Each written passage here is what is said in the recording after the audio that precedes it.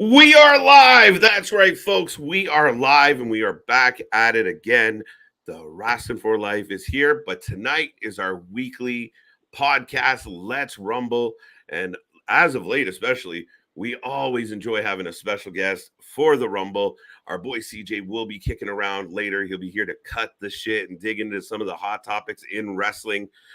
But we're going to get to an interview first. We're going to have a lot of fun. Lots to chat about. Thank you for being here. And yeah, enjoy the show. Let's go.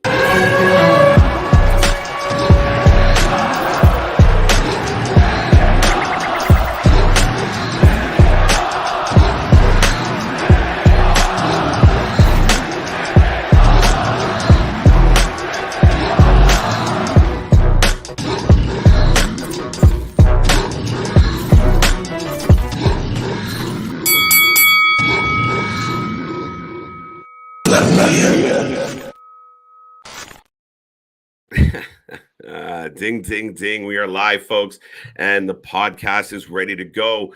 As always, I am the Iron Man of YouTube. I am Mr. KJ White, Mr. Every Night, ready to go. And as I said, we do have a special guest to kick off the show this week. We're just collecting friends. We got Benny on, and then all the friends came with them. So tonight we have Jiggy Stynes. How are you, sir? I am doing great. Thank you so much for having me. Not a problem. I always make up nicknames for the guests, so you're Jiggy. We're going with it. I love it. So, sir, thank you for being here. Thank you for joining us. Now, just real quick before we get into it, I will say I see the chat filling up, guys. Keep it coming. We will talk about Mr. Bray Wyatt and the White Rabbit, and as you can see, our intro has a little bit of a theme to it. So we will get there, but thank you, White Rabbit, and everyone else for being here tonight. But in the meantime, we're going to talk to this gentleman and see what's going on. But Mr. Jay Stynes, how you're obviously a wrestler, that's why you're here. But tell us, where are you at right now? Like, what is going on? Who are you? Where are you from? What you do? So my name's Jay Stynes. I'm from Dublin, Ireland, and I've been wrestling since January 2016. So I started training when I was 14 years old. Wow. Fight Factory Pro Wrestling. Nice. We were based in Bray when I first started, but now we've moved to Dublin since. And ever since we moved to Dublin, we became more and more popular. Mm-hmm. We've been having more and more shows. When we were in Bray, we maybe had 2, 3, 4 shows a year, but now they're once or twice every single month. And it's just building. And I love it. That's excellent. Now let's start with the fact that you decided to take this on at 14. How did that go? Like, you're going to school, you're hanging out, and you just turn to your folks and you're like, I really want to do this. Yeah, I mean, it was scary at first. When I first went to my parents about it, they kind of laughed it off, and they're like, "Oh, it's only a phase." Right. He'll grow out of it, this and that, and like. My mom always wanted me to be a doctor or a carpenter or a lawyer, like, the basic stuff. And when I told her I wanted to be a wrestler, she was like, "You can't be serious." So, yeah, I found Fight Factory Pro Wrestling online, and I saw it was based in Bray, and I'm from Bray in County Wicklow, so it was only a few minutes up the road, and I was like, this is something I've always loved, and it would be great to give it a go. And if I don't like it, at least I can say, oh, at least I tried it. But turns out it was one of the best choices I've ever made in my life. Nice. So you're 14 years old. You find somewhere to train, somewhere to work out. You're excited, and they're okay. Like, you show up, and they're like, they take you in, or are they like, wait a minute, you're a kid? They're perfectly fine about it. Well, they were back then. Nowadays, it's more like you have to be 16 at least. But back then it was pretty okay. But remember when I first walked in, I was kind of intimidated because I saw all these big guys, and I was a scrawny little 14-year-old kid, right? And I was afraid of like being seriously hurt.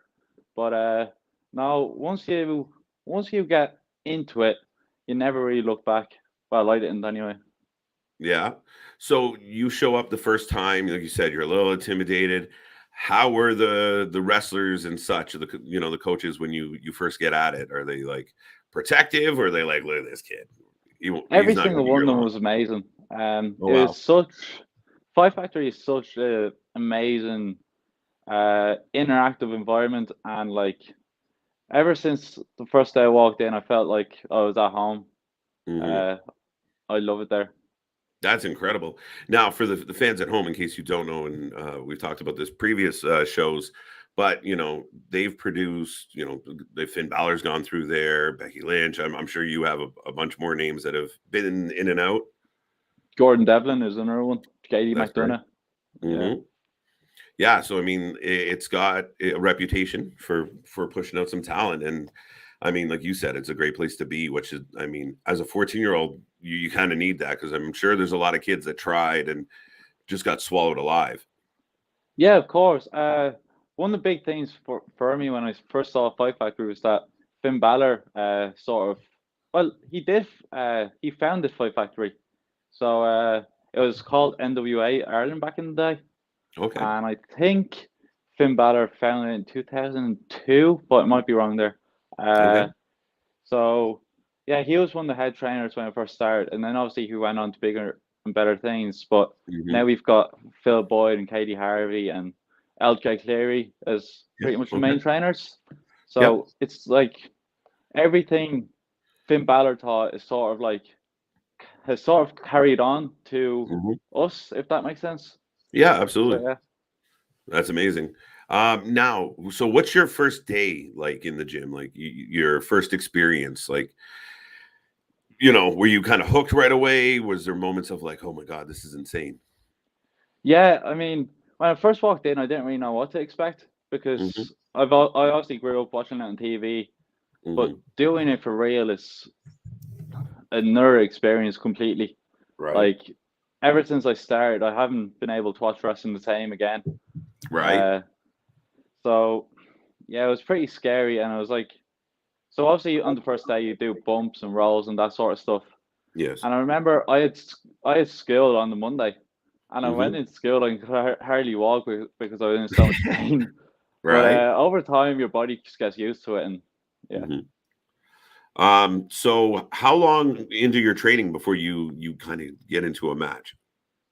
So I had my first match on the show 10 months in. So it was only like a couple of minutes in a battle royal, but it really Okay. gave me like it really gave me the experience Hmm. to know what a show's like Yep. and just sort of work with other people in a show experience. If that makes sense. Yep. Yeah, no, for sure. So you were in a Rather than battle royal training. for your first time through the ropes. Yeah. Right on. And you didn't last very long. No, first one eliminated.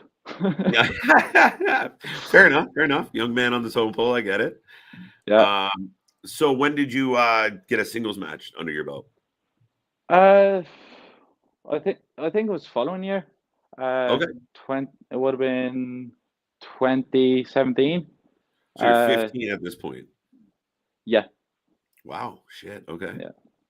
So as I said back then, it was only like Fight Factory were only running shows every what was it?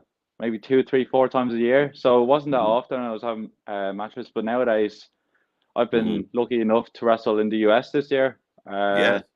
the UK, obviously Ireland. So I'm a lot busier now than what I was back then. Absolutely. What was the experience of coming over to the U.S. and the scene here, or on this side of the ocean, It was anyway? really fun. I got to wrestle in Compton of all places. Oh, wow. Um, Okay. yeah, Compton Mania. The Sean Watkins runs it. Hmm. I also got to wrestle in San Diego, Nice. so that was pretty fun. And I was really surprised with the weather because it was so warm, and I'm not used to it.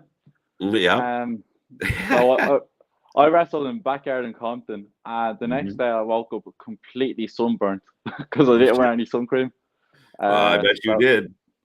that was stupid. So yeah, I really loved it in LA, and I'm hoping to go back for WrestleMania week next year. Hopefully, Right get on.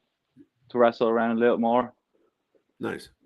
So right now, you're going through. You've been there for what, 5, 6 years?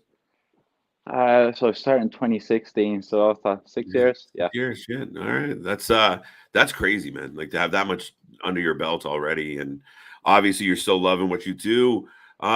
Curious, are you a heel or are you a baby face? Um, so I'm in a fashion at the moment called the Mid-Car Mafia, and Okay, nice. the whole thing is like we don't really know what we are. Uh, Okay, we carry on as if we're heels, but we're really baby faces.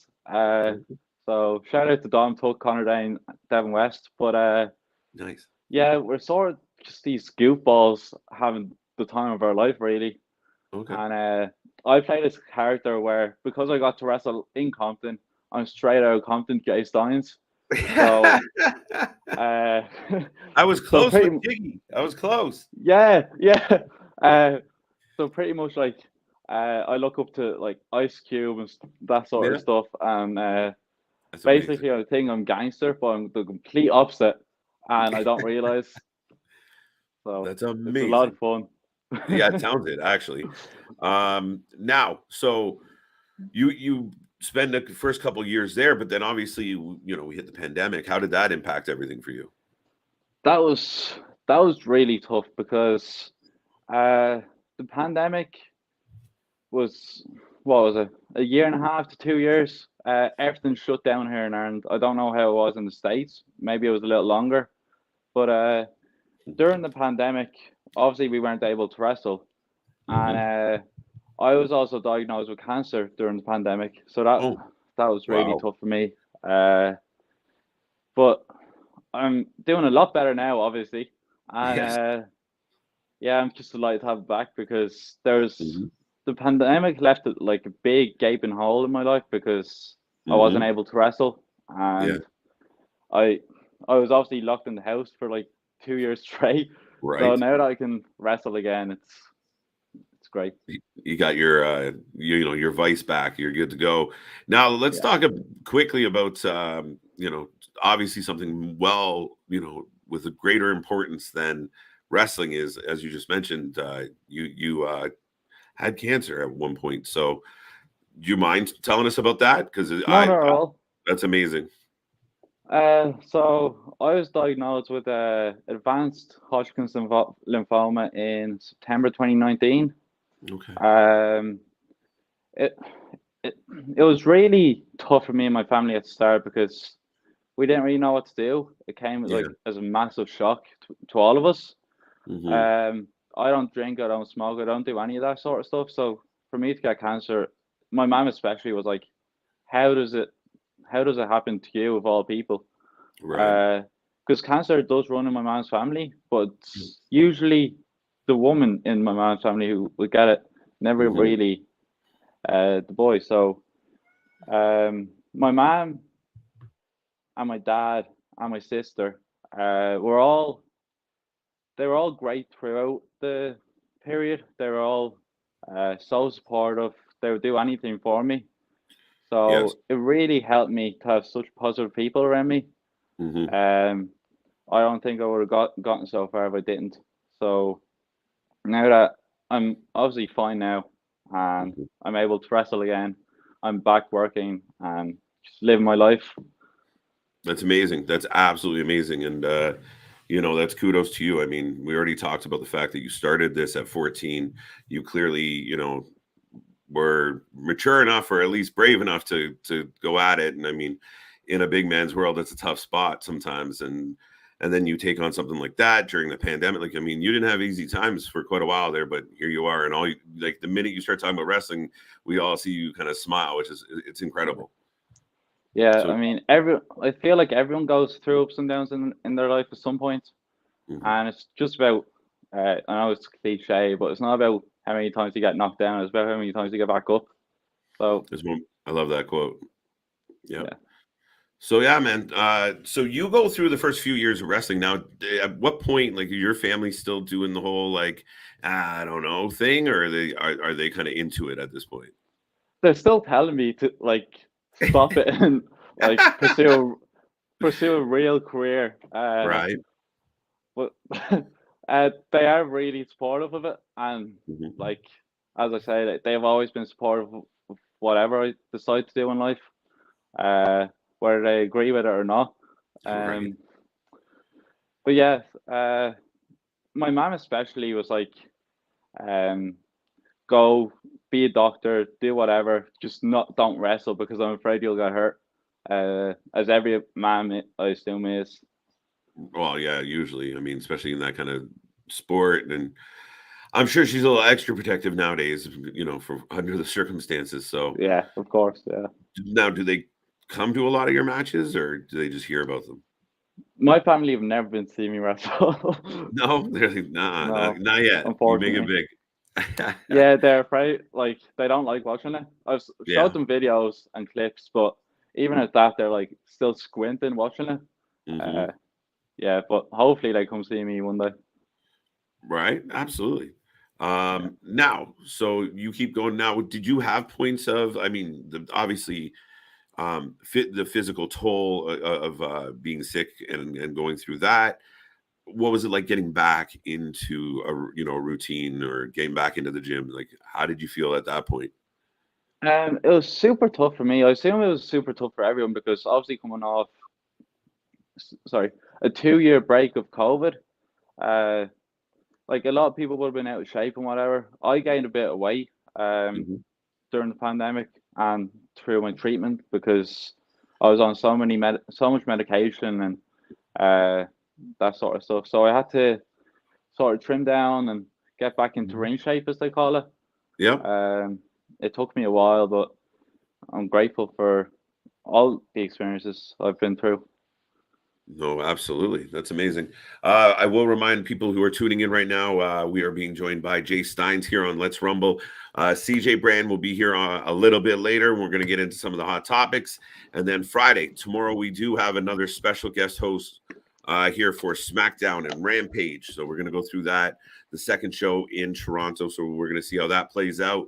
But folks, if you do have any questions for Mr. Jay Stynes, by all means, drop them in the chat. If nothing else, give them a thumbs up out there. But now, so you're in the thick of it now. Like this is what you're doing. You said this is one of your busiest times. So far, yeah. Hopefully, it gets busier and busier. But I'm wrestling 3 or 4 times a month now. So Okay. yeah. Now, what's your style? Like who do you who do you kind of model yourself after? No one really in particular. I like every style of wrestling really. Okay. I say like for me, it's sort of whoever I'm up against. I'll work with them and they'll work with me. I Hmm. love a lot of high flying stuff because I'm Okay. such a smaller guy. Yep. It's I suppose easier for me. I always Hmm. looked up to some of the smaller guys in wrestling, like Rey Mysterio, for example. Yep. I love Rey Mysterio. Um, yeah, I love the technical side of it too. It's Okay. probably is the most difficult part because it's so technical and depending on who you're in there with, it can be great, but then at the same time, it can look Yeah. real sloppy if you don't get it right. So Yeah, there's and we I think we talked about this a couple weeks ago was there's like you got to be on point, even something where people say like a simple hip toss, yeah, if you're not in the right position and moving the right way, it doesn't go right, and it either looks and looks terrible terrible. Yeah, or it hurts somebody and you're like shit, all right. But yeah, it could look terrible real easily, which is yeah. crazy. It's a very thin line. But so now you're in a faction, a bit of a goofy faction. What have you guys been doing as far as who you rivaling with? Where's the what you guys been up to? Well, so we've got a Five Factory show next Friday, October 21st, and we're doing this Halloween costume competition. Uh, so yeah, I've got my outfit picked out. No spoilers, but I've Spoilers, got no my spoilers. I've got my outfit picked out, and just really looking forward to it. As Yeah. of lately, we haven't been doing a lot because the main guy, Dom Tuck in the fashion, has been like out hurt. He tore his ACL a few months back. Ooh, Yeah. So, hoping he's back in the ring soon. So all the best to Don Tuck. But yeah. Yeah, big shout out, buddy. Get better soon. Now that being said, going back to kind of your journey here, you get thrown out of the battle royal, then you have a match about a year later. But at what point did you get your first win? My first win. That's a tough one. I lost most of my matches. One of your last guest, Scraggs. Yes. So, previously, I think what month was it? I think it was May. We had a match, a one-on-one match, and it was probably it definitely has been my favorite singles match I've had so far. Yeah. I won, obviously. Scraggs, take that. But yeah, it was a lot of fun. Scraggs is great, and to think he's only been wrestling for a year is unbelievable. Like, Scraggs has wrestled in Wales already, and when I first started, the thought of even wrestling abroad just never even came to mind. And now that he's doing it is unreal. Yeah, no, that's crazy. And have you, you went to the US. Where else have you been? So I've been to California. I trained with Santino Bros in LA. Nice. Okay. I trained with WXW in Germany. I've also been to Wales, Ireland, and Northern Ireland. Hopefully, a lot more countries next year and so on. But that's where I've been so far. Not bad, not bad. Now, you said you're kind of in the middle of being a babyface, the heel. You're not quite sure. Do you have a preference? Not not really, to be honest. I love doing both. I love the heel side of things because you're allowed to be an asshole, I guess. Right. Whereas if you're too in public, you'll be in a lot of trouble. But in wrestling, it's completely fine, and it's a lot of fun just working heel, and I suppose making fun of the audience a bit and doing that sort of stuff. Right. Now, you said you had a really good match with Scraggs. Who's a couple people that you really enjoy getting in the ring with? Is he one of them? Yeah, definitely. You might give him an ego, so be careful. Sorry? You might give him a bit of an ego, so be careful. Oh, his ego is at his max already. So Benny is another one I love getting in the ring with. LJ Cleary, one of my trainers. Nice. Martin Stairs. Michael May. There's so many names. Fabio. There's so many names I can list out. It's unreal. But now that I'm fortunate enough to be able to travel abroad to the UK and stuff like that, I'm meeting more and more people. Yeah. And I'm getting to wrestle more and more people. And it's just great, the amount of people out there that are so passionate about this, and the amount of people you get to meet and make new friends with. It's amazing. Yeah, it's one of the best things about wrestling is just the giant community and a whole lot of, you get fans and you got athletes, and it's a small world, but it's big, and you run into people everywhere. You're like, "What? You're a wrestling fan? How did that happen?" Speaking of that, do you watch the current wrestling? Did you keep up to date? Yeah. So I watched all of Extreme Rules the other day. I loved every second of it. I thought it was probably the best pay-per-view WWE have put on maybe since WrestleMania. And then, as I said, I'm hoping to go to WrestleMania 39 in LA in April.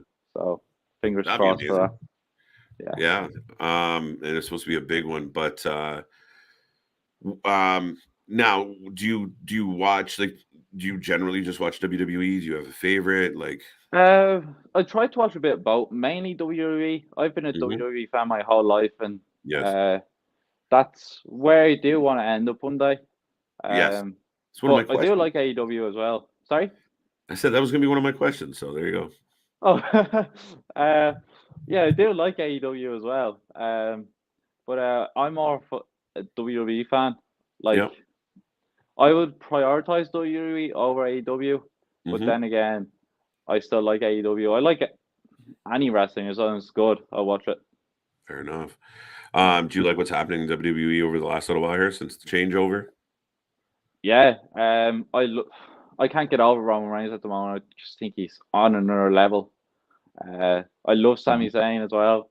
Oh my Unreal. God. Sammy's killing it right now. It's one of our topics later, but and it's funny because when you were talking about kind of the faction you were in, I was like, group, kind of like the Sami Zayn idea, right? I watch a lot of Sami Zayn because what he's doing at the moment sort of suits my Compton gimmick. So I can sort of not copy, but sort of take from him and make it my own. And then one of my all-time favorites is Randy Orton. I know he's not on TV at the moment, but I can't wait to see him back. I've always looked up to him for some reason. I don't even know why. I gravitate towards Randy Orton. He's amazing. That's why. Yeah. No, he's a legend, and it's hard not to cheer for him. White Rabbit is asking funny questions now. Do you like Liv Morgan? Yeah. Yeah. Okay. Good. That's all we need to say about that. Do you know Trey Miguel? I've heard his name floating about a bit, but I don't know him personally. No. There you go.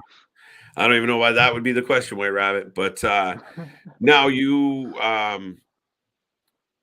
obviously you're doing this a lot more now, which is excellent.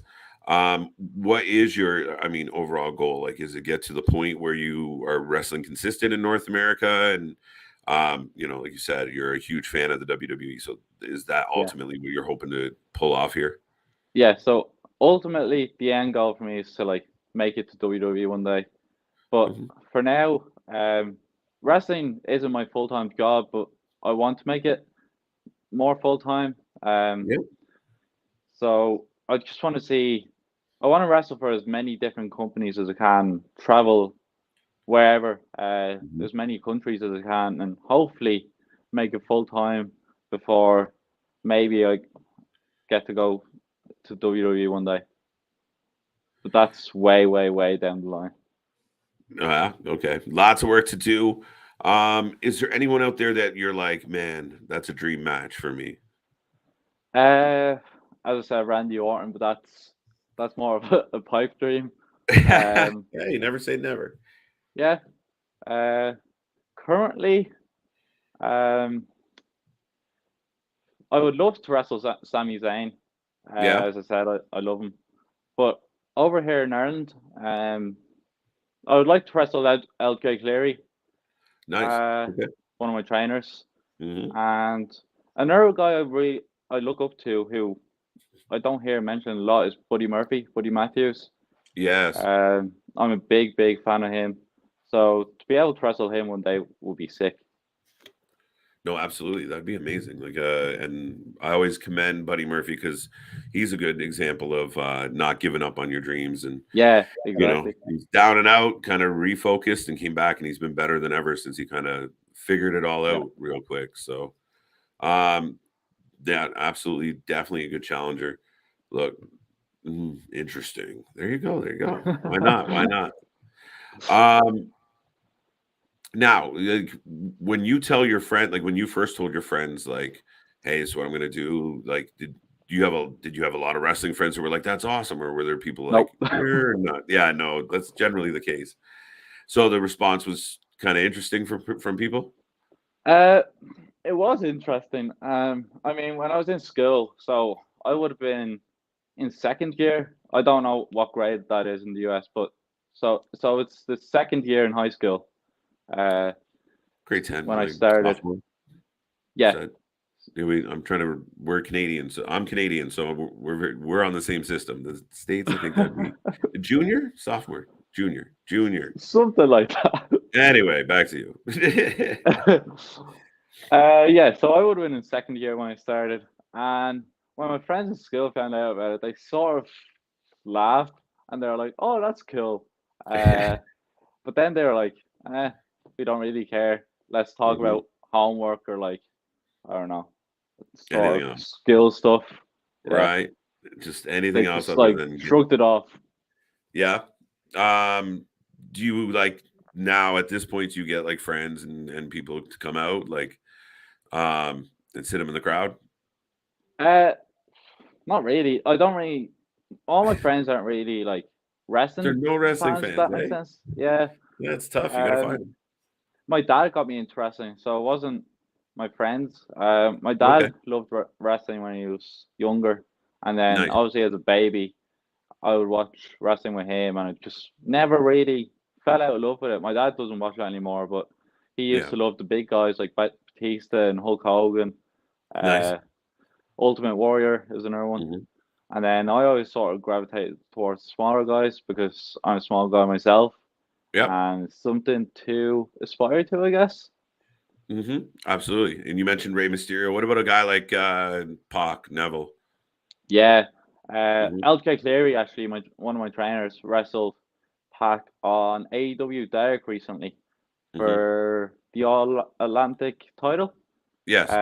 over here in OTT. So that Yes, was on actually. AEW's YouTube, and Hmm. that was such an insane match. Yes. Uh, and to see someone like that who I know so well on a promotion like that is Hmm. unreal. Right. And fighting for a belt, if you know, at Yeah, that, it's pretty amazing. Now you said, obviously you got a good thing going with everyone there. Like, and then from what I've seen so far, everybody seems so friendly, and everyone's like, even Benny's like, you should talk to my friends. We're cool. Like, yeah. which is awesome. I mean, so it's growing. Like, it's from your time there, you've watched it kind of grow. Is it still kind of growing as far as its production Yeah, and what it's doing? Hmm. I feel like Irish wrestling as a whole is getting bigger and bigger consistently. So the more shows we put on, the bigger we get in that sort of way. And hopefully we can sort of get bigger and bigger and bigger and bigger as the months and years go on. No, that's excellent. Now with did you ever hit that point where you're like, maybe I should just be an accountant or something else? uh, no, I never really lost my passion for it, but as I Hmm. mentioned, when I was going through treatment, I was like, I wasn't sure if I'd be able to wrestle again, Hmm. because of the treatment, and then the 2 year break from COVID as well didn't help. Hmm. Uh, so I did take a bit of break, but then once I was obviously cleared to go back, I was like, okay, I'm gonna go back now, and if it doesn't work out, if I don't feel up to it, I might just like take a longer break and see what happens. But Hmm. luckily, I was able to like get back into range shape, I guess, and just never really look back. Hmm. No, I mean, that's excellent. I mean, again, from such a young age, it's crazy to think like you in there taking bumps and going through the motions, and the majority, everyone there is older than you. There wasn't that many other 14, 15-year-olds kicking around, I don't imagine. No, one I think, Connor Day, who's in the Midcar Mafia with me now. We were around the same age, so from day one, we Hmm. sort of start. I think Connor Day started a month before I did, so from Okay. day one we sort of like became friends, I guess, and just went on from there. And now we're in a Hmm. faction together, so it's pretty cool. Nice. No, I like that. Do you see yourself being like a tag team wrestler, or is your preference singles? Um, what do you like? I love all types of wrestling, so tag team wrestling for me is just.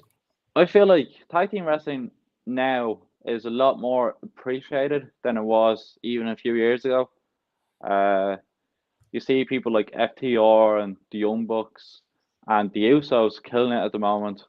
And obviously, I do some tag and singles wrestling, so it's something to look up to, I guess. I love the Usos. They're Hmm. definitely my favorite tag team of all time. And what they're doing right now is insane. Uh, I just think they're on their level right now compared to others. No, absolutely. I mean, it's hard to argue. I mean, what they got going on with the bloodline right now has been outstanding, and I think they're one of the best tag teams ever.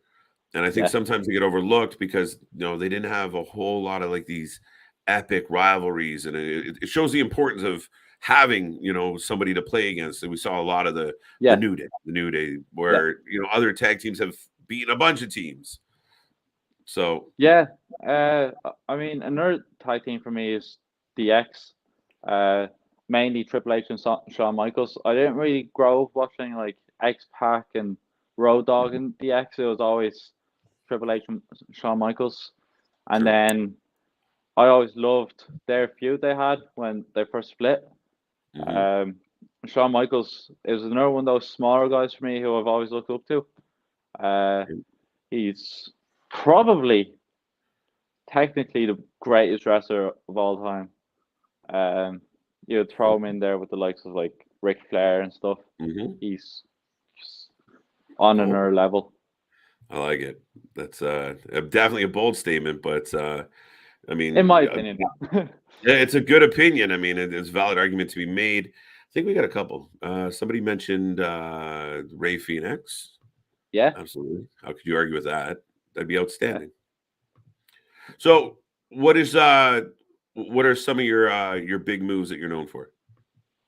So when I first started, my trainers at the time, LJ Cleary and Michael May, they were like, they asked me what I like to do for a finish move, and I didn't really know at the time. So they asked me, who's your favorite wrestlers? So I said Randy Orton and Stone Cold. Right. And then they had the great idea that I should do a stunner, but because I'm such a small guy, I won't be able to stun a bigger person. So I should do a springboard stunner. I know John Cena has broken it a few times, so that's what I use for my finisher. Nice. I also have a couple of other moves. So you like to use a zigzag, enziguris. I do a lot of kicks. Nice. And a lot of like high flying stuff, I guess. But I also like to do a lot of techie stuff. Over here in Ireland, it's really, really techie. Five Factory especially does a lot of technical stuff, like game wrestling and stuff. So it's really difficult. But once you get the hang of it, it just comes naturally. Yeah. Do you find that that's part of the game that you're working on the most? In Five Factory, yeah. Five Factory is really technical, but I love it. Yeah, excellent. Jay can do a modified stunner. Yeah. White Rabbit. There you go. White Rabbit also said that Tony Khan would love you. Really? Why's that? Yeah, why right? White Rabbit. Easy for me to say. Jay White, are you a favorite British promotion to work? Oh, Jay what? Sorry, I read that as Jay White. My bad. Jay, what are your favorite British promotions to work for? I think you kind of touched on that, but you could remind everybody. Yeah, so in the UK, I've only been able to wrestle in Wales. So in Wales, I've wrestled for Exposure Wrestling, and I love going over there. The people there are so welcoming. Nice. They've got their big 7th year anniversary show on October 30th with the likes of Fandango and James Storm and others on it. So myself and Scraggs are going over, and let's see what happens. There you go. There you go. We'll have to check that out, find out how you did. Yeah. Do you see yourself as a great submission wrestler? Not really. I mean, I don't do a lot of submissions, but it would be, I think it would be cool to sort of give it a try and see how it goes. I loved, one of my favorite matches of all time was Bret Hart and Stone Cold at WrestleMania 13. Nice. So stuff like that is really, really, really interesting for me. Okay, right on. Actually, Nick's got a question. Hey, Big Nick, how you doing, buddy? Everyone's best friend, Big Nick. How do you feel about the current state of factions in pro wrestling since you're part of one, with AEW having loads, almost too many, so many you forget, and WWE putting focus on a few and adding more? How do you feel about factions? Yeah, I mean, we've already mentioned the Bloodline. The Bloodline is probably up there with the greatest one of the greatest factions ever, in my opinion. But then again, like you said in AEW, they have so many, and it's almost impossible to remember them all. Yeah. And the Bullet Club is another one I love because Finn Balor obviously founded the Bullet Club, and I suppose the longevity the Bullet Club has been amazing. True. Yep. So the Bloodline and the Bullet Club are probably two of the fashions I look up to, I guess, for my fashion. Nice. And that is a good point. Like we did talk about North America and that, but what about heading east as far as like New Japan and Australia and such, that in that direction? Yeah, I mean, I'd love to wrestle in as many countries as I could, Makes and to sense. wrestle in the likes of Asia and that sort of stuff would be really cool, and just to grow my name more and get my name out there a little more as well. Right on, right on. Your finisher should be a corkscrew Phoenix splash. How did that work? Anthony going big. Save it for later, Bunny. There you go. Jay, when you wrestle, do you model after Regal, McIntyre, Sheamus, and Dunn? Well, Pete Dunne, Butch. yeah. Butch. I guess you could say that. I remember one day I was lucky enough to meet Sheamus before a WWE live event here in Dublin, and he was one of the nicest people ever. I still have that photo of me and Sheamus, and I remember I tweeted about it one day, and Sheamus gave a little retweet, so that kind of made my day. Absolutely. But yeah, Sheamus also wrestled over here a lot with Drew McIntyre and the likes of Irish Rough Wrestling. And then William Regal is another one that sort of, he's real old style, but I love that sort of wrestling, and we do a lot of that here in Ireland, so it's something to look at, I guess. That British strong style, right? Yeah, definitely. The boys digging in. No, I appreciate that. Have you ever thought about going to NXT Europe when it launches? I don't know. Maybe I'll get a phone call soon. Right. That's what he's working on, Rabbit. Yeah. That would be sick, though. I would love that. Nice. Have you met Becky? We're just going to ask him if he's met every Irish wrestler we can have.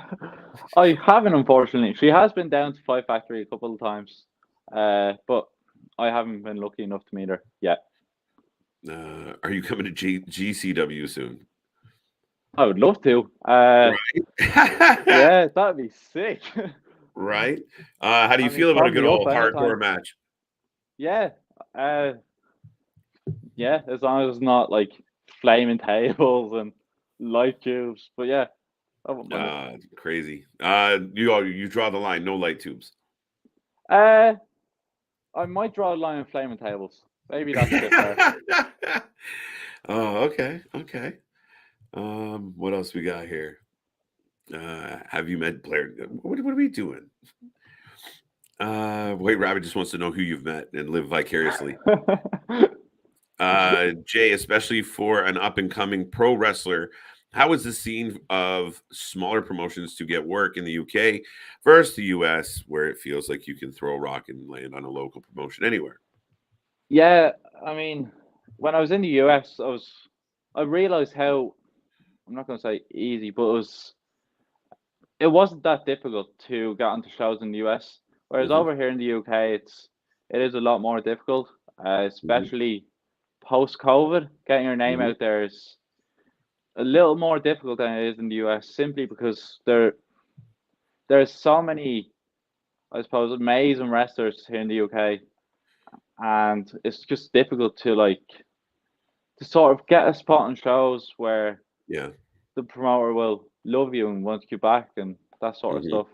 There's not as many options, right? So I mean, it really does kind of turn into a funnel, unfortunately, right? So like you said, to see your promotion growing and other places growing, and then the scene grows, more places open up, and that's kind of where you see it expand, which is awesome. Yeah, of course. To see, I suppose, post-COVID, the UK wrestling scene has just grown and grown exponentially to the point where you can even see it's being streamed live on WWE Network now. The likes of Progress and ICW, and then OTT, as I said, were on AEW Dark. So to see it grow so big, so much is so is so motivating to me because I want to be able to get there one day. Yeah. Yeah, it's got to give you a great deal of optimism to go, okay, the more opportunity means more chances to get in the ring, more chances to get in the ring, Yeah, the of further course. I can take this. That's amazing. Yeah. No, that's good. What else can we do? We got a couple more questions here with the fans, and then I got something for you. Jay, do you have any booking dates coming up with ICW in Scotland and Progress? No, unfortunately not. Those are two names on my bucket list that I would love to wrestle for. Progress especially. I've always been a massive fan of Progress, and I don't know why, but yeah, it's just I'd love to wrestle for Progress in ICW one day. That's the bucket list goal right there. Okay. Jay, I love your style. Wrestling, keep going. Keep going big. Never take anything slowly. Some Thank you. life Thanks advice. for that. There you go. Jay, is it hard for you to get booking dates and for promotions in Ireland? We answered this one. There's not a high concentration, so we kind of touched on that one, Anthony. But yes, a good amount of wrestlers, not that many places to do it, so it is a bit challenging at times. But yeah, before we let you go here, because we're getting a little late in the hour, but thank you for being here again. No problem. Thank you. You want to play a little game real quick? Yeah. All right. He said yes, folks. We can't back out. So we've had Benny on the show. Yeah. And we've had AJ Scraggs. Yeah. So I'm going to ask you a couple questions, and I would like you to tell us who's more likely to fall into the answer to the question. Oh no. You might be in trouble by the end of this. Yeah. Who did you meet first? So I met them both on the same day. They were both part of the they were both part of the beginners course. Nice. Fight Factory's first beginners course. Okay. So they were both there, and from day one they're just super sound guys, and I love them both. Nice. Who's harder to be a roommate with? Well, I've only shared a room with Scraggs, so Scraggs might, I don't know, give out to me for saying this, but we went to Wales a couple of months back, and after the show we were waiting for a taxi, and Scraggs fell asleep on the side of the road at like 11:30 at night. And I should have taken him, like, I regret not taking a video, but Scraggs was asleep on the side of the road at like 11:30 at night. It was so funny. Right. Okay. Might lead into the next one. Out of the two, who's most likely to prank you? Benny. Definitely Benny. Definitely Benny. Benny, troublemaker. He just seems like the type of person to pull a prank on someone. Right. Who's most likely to scoop something out of your bag without you knowing? Well, Benny is a scoop, so it would have to be Benny. I like it. Yeah. I like it. We live. Welcome here, Kofi. Nice to see you. Thank you for being back. Jay, what promotion did you want to work for in the USA? All of them was the answer. All of them, yeah. Any promotion and every promotion. Right. I didn't want to answer for you, but the fans are very curious about where you're going to head. He's going everywhere, folks. Yeah. So AJ and Benny, if you had to, I can't do this to you, but no. If you had to, who's easier to be a tag partner with? Well, I've only tagged with Scraggs, so it has to be Scraggs. Me and Scraggs teamed a couple of weeks ago against Benny, and it was a really fun match. So it has to be Scraggs for me. Of course, me and Scraggs won. There you go. Obviously, yeah. Whose finisher would you more likely? Whose finisher would you like to take more? Like, well, that's a weird way to put it. Probably Benny's, because he does this really cool pop-up cutter. Yeah, and I love taking it. He does a really cool pop-up like RKO, and it's so fun to take. There you go. Who's more likely to take the last slice of pizza? Are we going back to the scoop? Tricky one. Probably the scoop. Yeah, probably Benny. Probably Benny. Who's hit you with more potatoes? potatoes. I've never been hit with a potato. Well, I mean, like legit, like getting a little stiff with you. No one really. No, they're even. No, not really. No, I can't really think of any time either of them stiffed me, to be honest. But There they you might go. after this interview. Yeah, right. We're going there. Yeah. No, I definitely appreciate it, and it's good. No, we've had fun having you know, we were kind of on a run here of the Irish gentlemen, so it's been a good time getting to know you guys, and we're looking forward to do more interviews, and we want to see where you go. Like, you know, we'll have you back, and we'll see where you progress to, and if you have got to some of those places on your bucket list, is there a place like you're like that? If I could ever wrestle there, like as far as a venue goes, is there one on your top of your list? It has to be Madison Square Garden. I think that's where every wrestler wants to wrestle. Right. Either that or a massive, massive stadium, the likes of WrestleMania. Yeah. Yeah, no, absolutely. So, but even over there, I mean, to do like Wembley or something would be, I would say. Yeah, to do Wembley would be sick. Right? Yeah. Well, sir, once again, Mr. Jay Stynes, folks, where can people check you out? Well, you can follow me on Twitter and Instagram at Jay Stynes, and you can have a look at Fight Factory Pro Wrestling and see what dates are coming up very shortly. There you go, folks. Go check out Jay, give him some love, and what up? Better late than never. But yes, sir, thank you for being here. Thank you for joining us. And as I said, we will catch up again. And for the fans out there, we're going to transition into the Rumble. I know my boy CJ running just a couple minutes late, so I'm going to kick it off and just kind of jump on my KJ soapbox for a while. So stay tuned, but we got more coming your way. Any final thoughts, sir? No, just thank you so much for having me, and I hope we can come back on soon. Absolutely. We'll see you again. Good luck the rest of the way, and dude, it sounds like you're well on the way to doing big things. So we will talk soon. Thank you so much. Bye. Bye.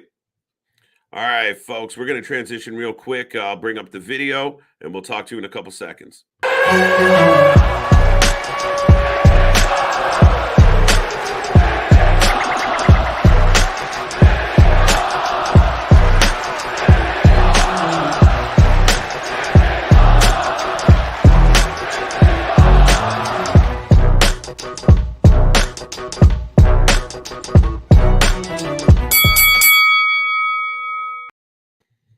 Ding, ding, ding. We are live. We are still live. As I said before, we went to the little video.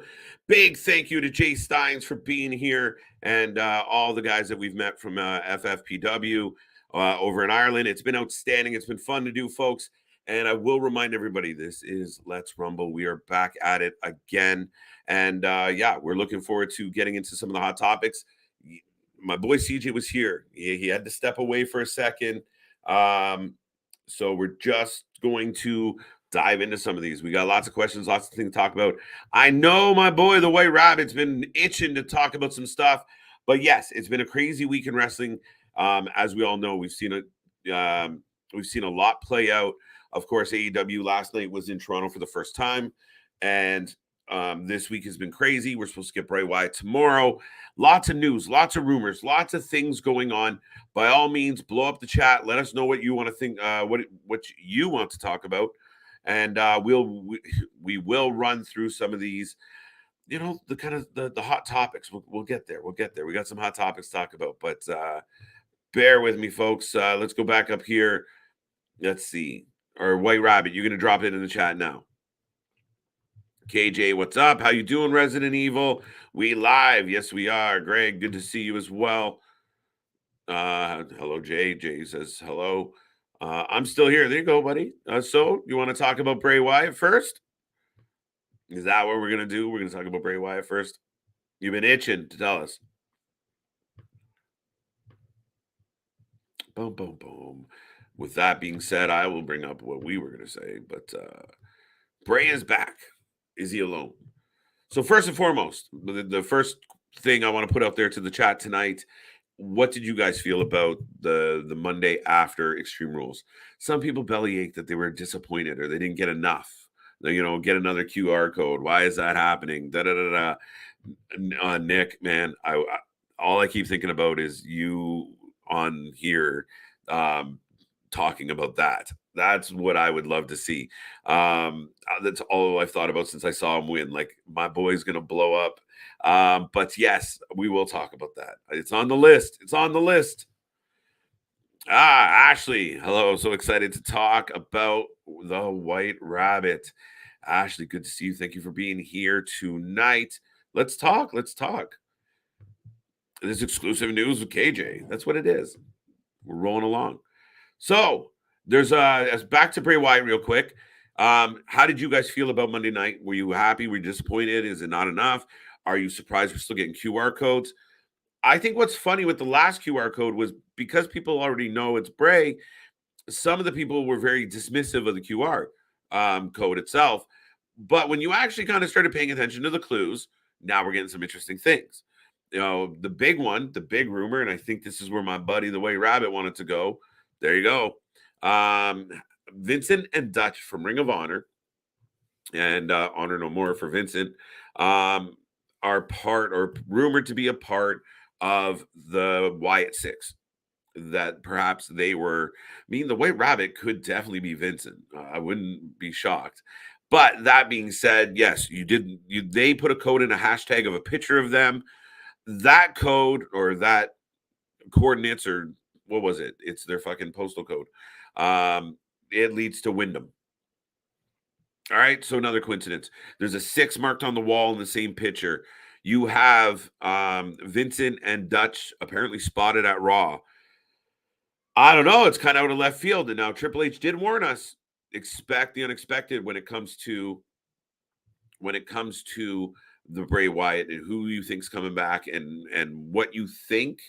And remember, it's just beginning. So we're getting more clues. We're getting more things to talk about. There's more riddle to all of this. And it just keeps piling on. Could it, in fact, be Vincent and Dutch from Ring of Honor? It's a good fit. Now, part of the rumor was, and this is one of the things I would love to talk about with you guys, is, the rumor is Uncle Brody and Uncle, what was the other one? Uncle Brody. They just did the 2 trademarks.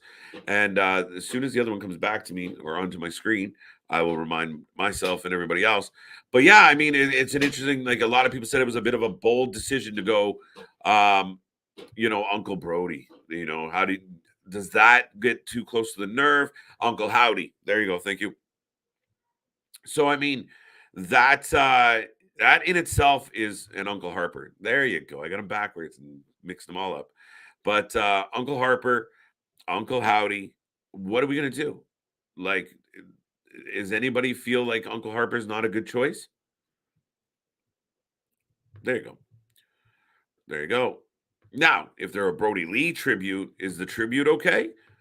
Or, I mean, Bray was really close to him, so I don't imagine Bray would be doing this unless he had some semblance of this is going to be okay, or I know his family's good with it.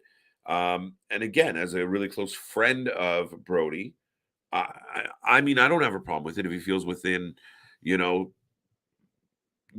the parameters of not upsetting anyone. I don't imagine he would be doing that carelessly.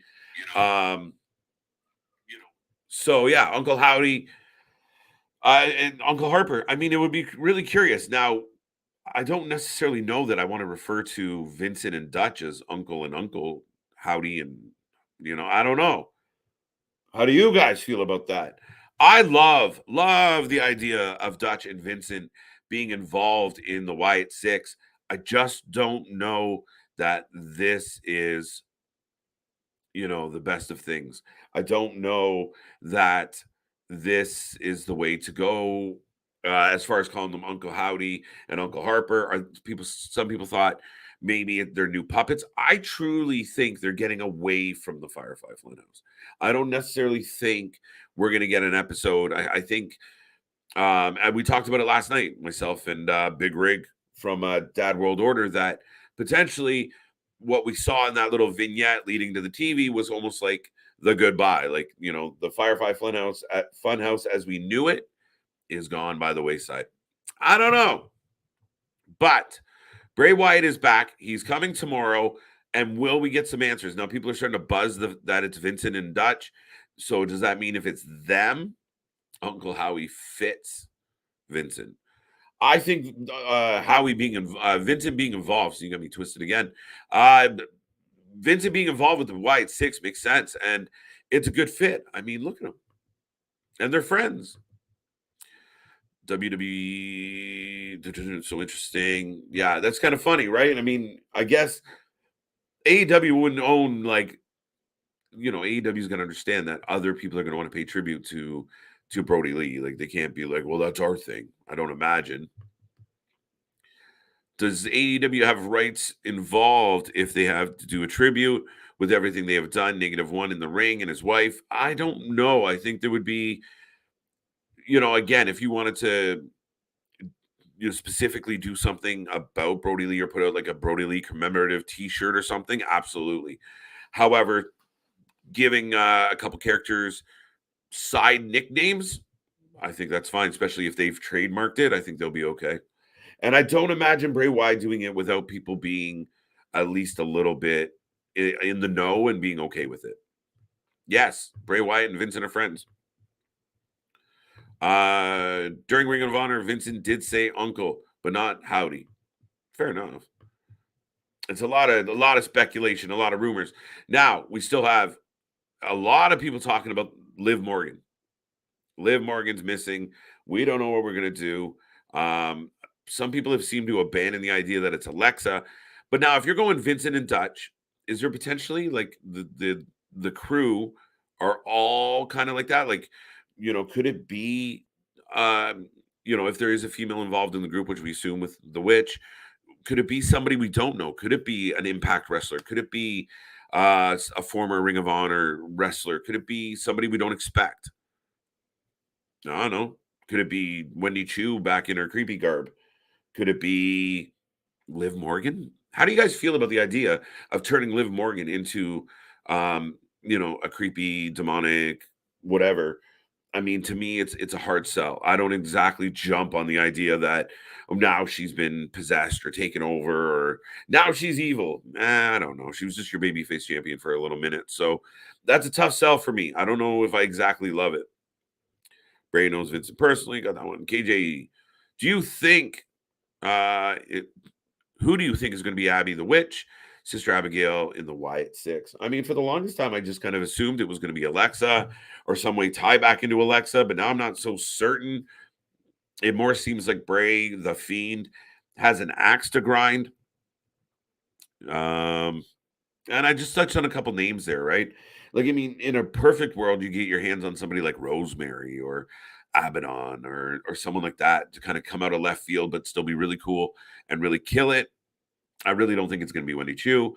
Liv Morgan, fine. I don't know. I don't know if she gives me the effect that you're hoping to get, because I know it's Liv Morgan. I know it's cutesy, Liv Morgan at the end of the day. I don't see it being of any substantial, like, oh my God, I can't believe this. I think other wrestlers have the opportunity to kind of have that happen. Liv Morgan interview is 1 million views on WWE YouTube right now. There you go. People are in. I think it's going to be Liv. There you go. Dale, I don't think it's not going to be Liv. I haven't wrapped my head around if it's going to work or not.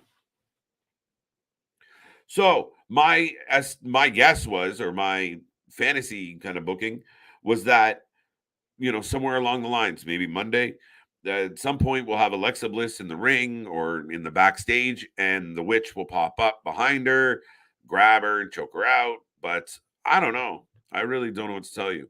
KJ, before it was Alexa Bliss, Liv Morgan was supposed to be Lily, or supposedly Lily. Either way, yeah, I don't know. And I mean, Ashley's got a good point down here. I can't see Liv being the witch. Just too cute. Yeah, I mean, even if you give her dark hair and creepy eyes, I mean, that's only going to make it worse in a good way, but not in the way you want.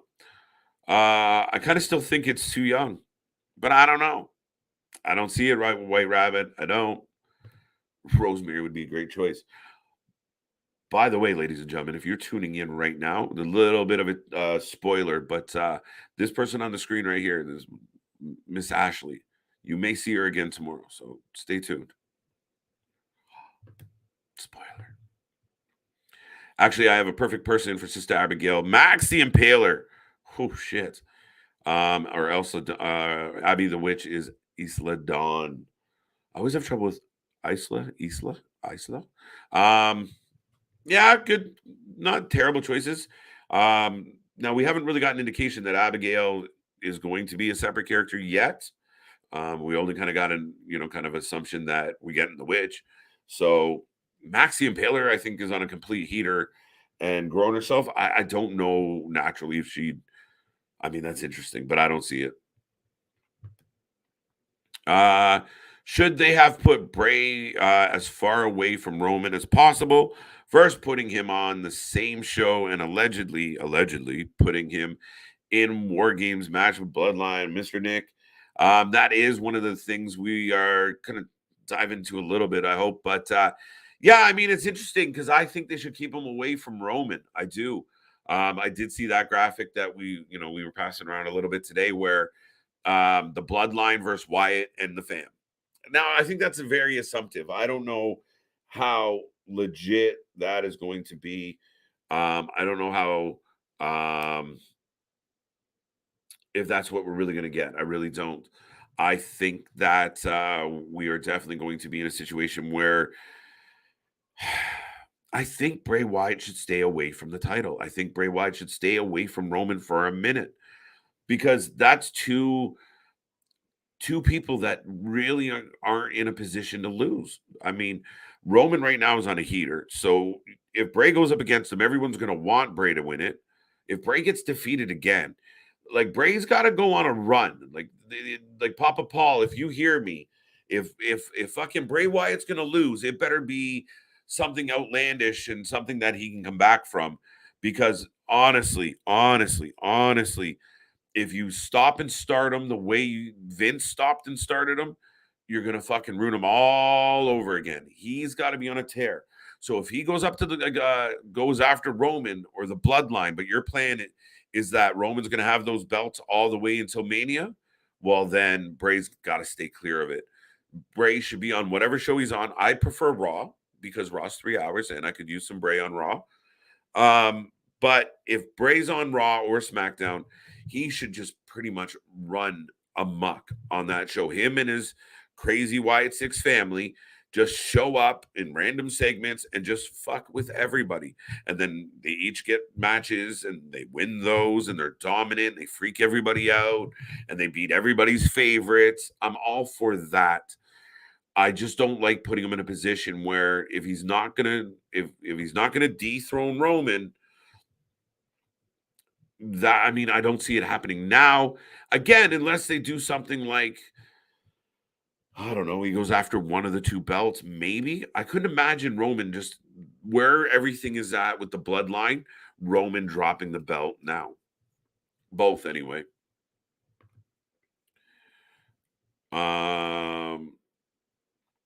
KJ is an interesting idea. The Wyatt Six is a stable with Bray Wyatt, but they can bring over Father James Mitchell to be the mouthpiece so Bray doesn't have to talk all the time. Anthony, good show with James Mitchell. I like where you're going. I like the idea, but Bray's known for the talking. And that's the thing is I don't see Bray Wyatt with many mouthpieces overall. I don't see Bray's the mouthpiece. Bray's going to do the talking. Bray's going to lead the way. I don't think, I mean, again, could you do like the Paul Heyman thing where he's, kind of somebody to take turns? All right, bro, you get this one. But I don't know. I think Bray Wyatt has a very methodical method to delivering his message, and I think he'd be very close to his chest on that one. What about James Mitchell be the mouthpiece for Judgment Day? Because I'd argue that they struggle in that department at times. I might have missed one. All right. Carlo says Bray, the only one I wouldn't mind going between both shows, just destroying. That's also a thing. Since Triple H's come aboard, we've seen a lot of wrestlers on both shows, right? Sammy, the Bloodline, people just kind of randomly show up. McIntyre's been on both. Karrion's been on both. So I think that's a very loose structure right now, and I also think that's partly of like how do we appease the sponsors? I mean, literally, we had where is it? Sorry, wrong section. One of the things we were going to talk about is, the fact that Brock is back. And then what I read a report that the USA Network was pretty happy considering nothing happened with Bray coming out of Extreme Rules. Not much anyway. We got another clue. But and then, the Bloodline spends the vast majority of their time, and especially Roman, on Raw or on SmackDown. So bringing Brock back, having a moment, kind of not exactly having Bray on the show, it kind of made him happy. So, I mean, it's a balancing act. They got to think of a bunch of different things. But beyond that, I mean, if we're going to talk about Bray Wyatt and we're going to talk about Papa Paul and what's happening, I mean, look at the list of names just on the screen right now. Taven, we got Green, Cardona, Yim, Jonah. Could they all be on the way to WWE? His Impact. We talked about Impact really benefiting from all the releases that Vince went through in the mask cut. Tony couldn't take them all. So a lot of athletes went over to Impact and did really well. But now Papa Paul's back to shopping like he, just discovered Amazon. And there's a lot of potential for some of these athletes to come back. Mia Yim's an interesting one just because we don't know. I mean, obviously, her husband's in AEW, and so that's an interesting dynamic. Perhaps she prefers WWE because, some people don't want to work with their significant other. Ashley's got a fair point here. I want to go back to that comment real quick. Green and Cardona, I don't think could back, but Yim, yes. Yeah, I mean, Chelsea Green, why not though?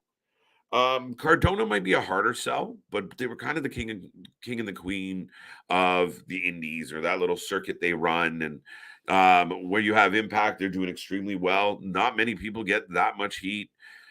Like the heat that Cardona can get at GCW and some of the other shows, like it's insane. Like they really hate him.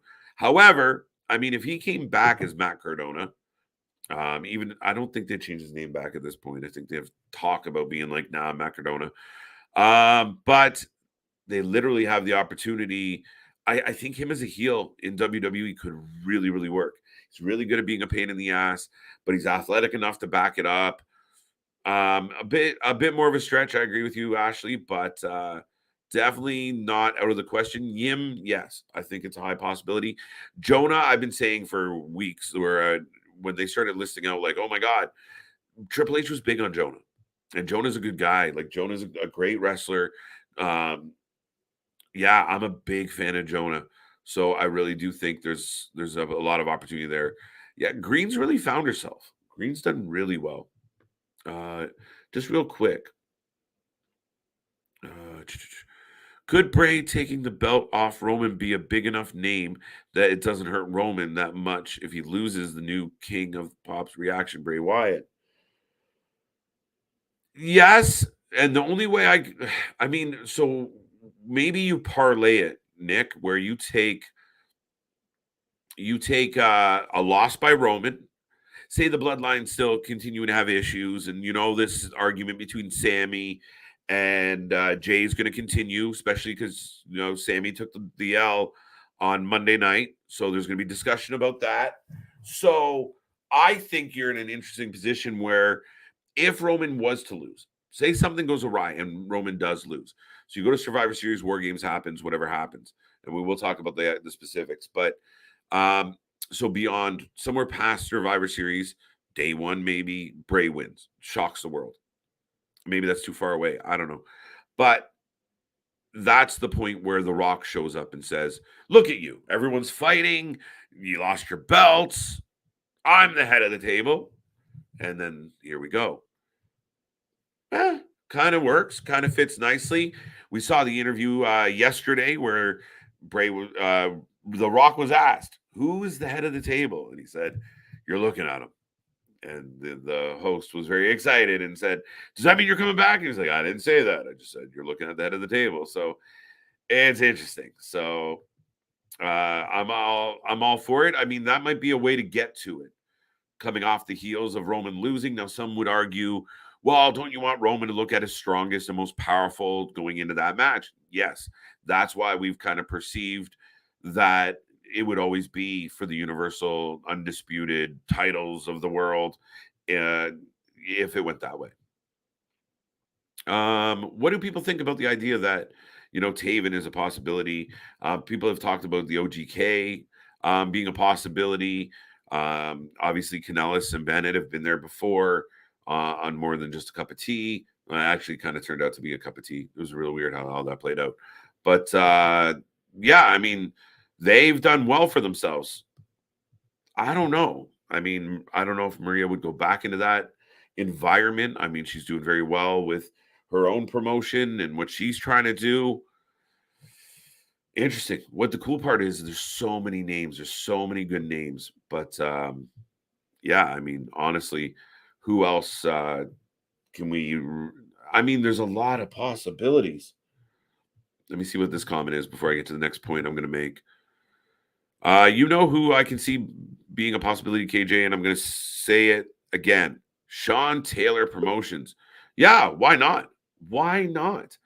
I mean, that group is outstanding. He's outstanding. He's an anomaly of a human being. Like, I mean, he's just built so unique and so different, but big, powerful guy.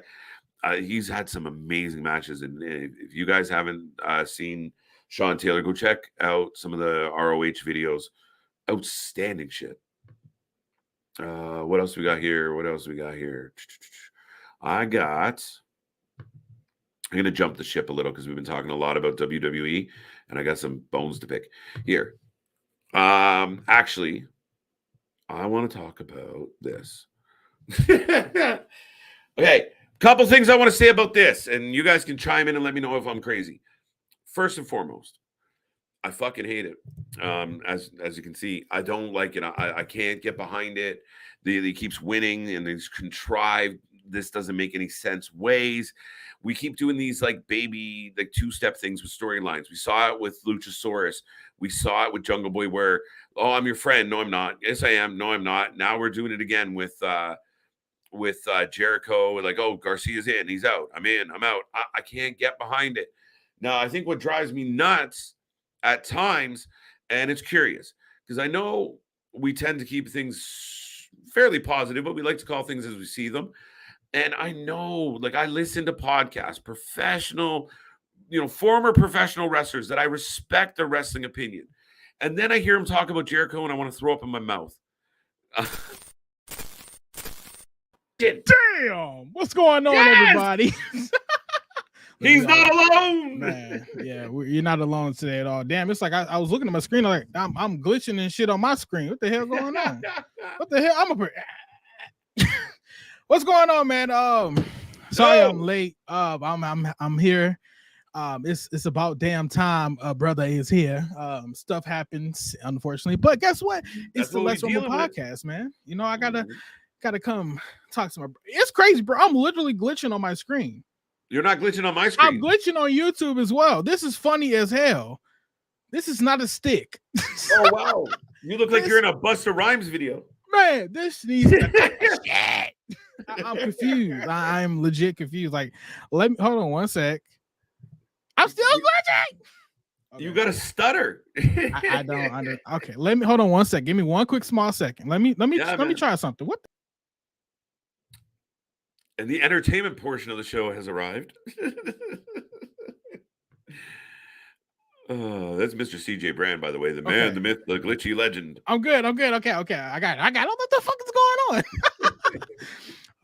Yeah, like he said, the man, the myth, the glitchy fucker is here. Right.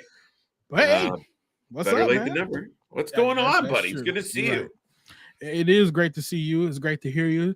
It's great to be back here at the what the fuck? Oh my god! Actually, your picture scared me. I just seen it in it was blowing up and shit on YouTube. She got the Tony Khan look, bro. Oh man. But what have you talked about? Because you know what? I was just rambling about Bray Wyatt to start, and I was just transitioning to bitching about Jericho. You probably saved the fans a good 10-minute rant about how much I hate Jericho and some of the people that are his friends that are talking about him publicly, and it blows my fucking mind that they go out on what they, again, I respect them. I respect some of the wrestlers that have podcasts, but then you hear them talk about Jericho and you're like, man, fuck, I wasn't a professional wrestler for 30 years and I know that shit sucked. Why don't you? Right. That's very true. I don't know what's up with Jericho. I know that people don't like the fact that he is like in the main spotlight right now, but I do want you guys to take a look at this. Ring of Honor is a dead promotion. I've seen that on Twitter all day pretty much. That's a dead promotion. Jericho is what's going to save, self-proclaim, that company itself. You got Jericho as the Ring of Honor, what is it, the world champion or something like that, I guess so. And now Garcia, he's the pure champion. I don't get what the hell is up with the names and stuff, but but yeah, I think that they're going to try to revive it somehow. But hopefully Warner Bros, they come in and they give Tony Khan another show, because they really do need another show, or either cut the shit with Rampage. It's simple as that. That is a very shit show. Rampage is not the B show at all. It's only, technically, to me personally, AEW only has one show, and that's Dynamite. Everything else is fucking dark matches, literally. Like, all that shit is dark matches. So I don't understand, why do you force the fans to watch AEW Dark, then AEW Dynamite, then fucking AEW Rampage? I mean, you have a fucking 4-hour day now at a fucking venue. That's sick, because it's 3 different shows. WWE, they can pull it off. Why? Because we're getting main event for shit, not even 30 minutes, because they only do a match per show. Yeah. So you get main event, then you get SmackDown, then you get to go to hell home.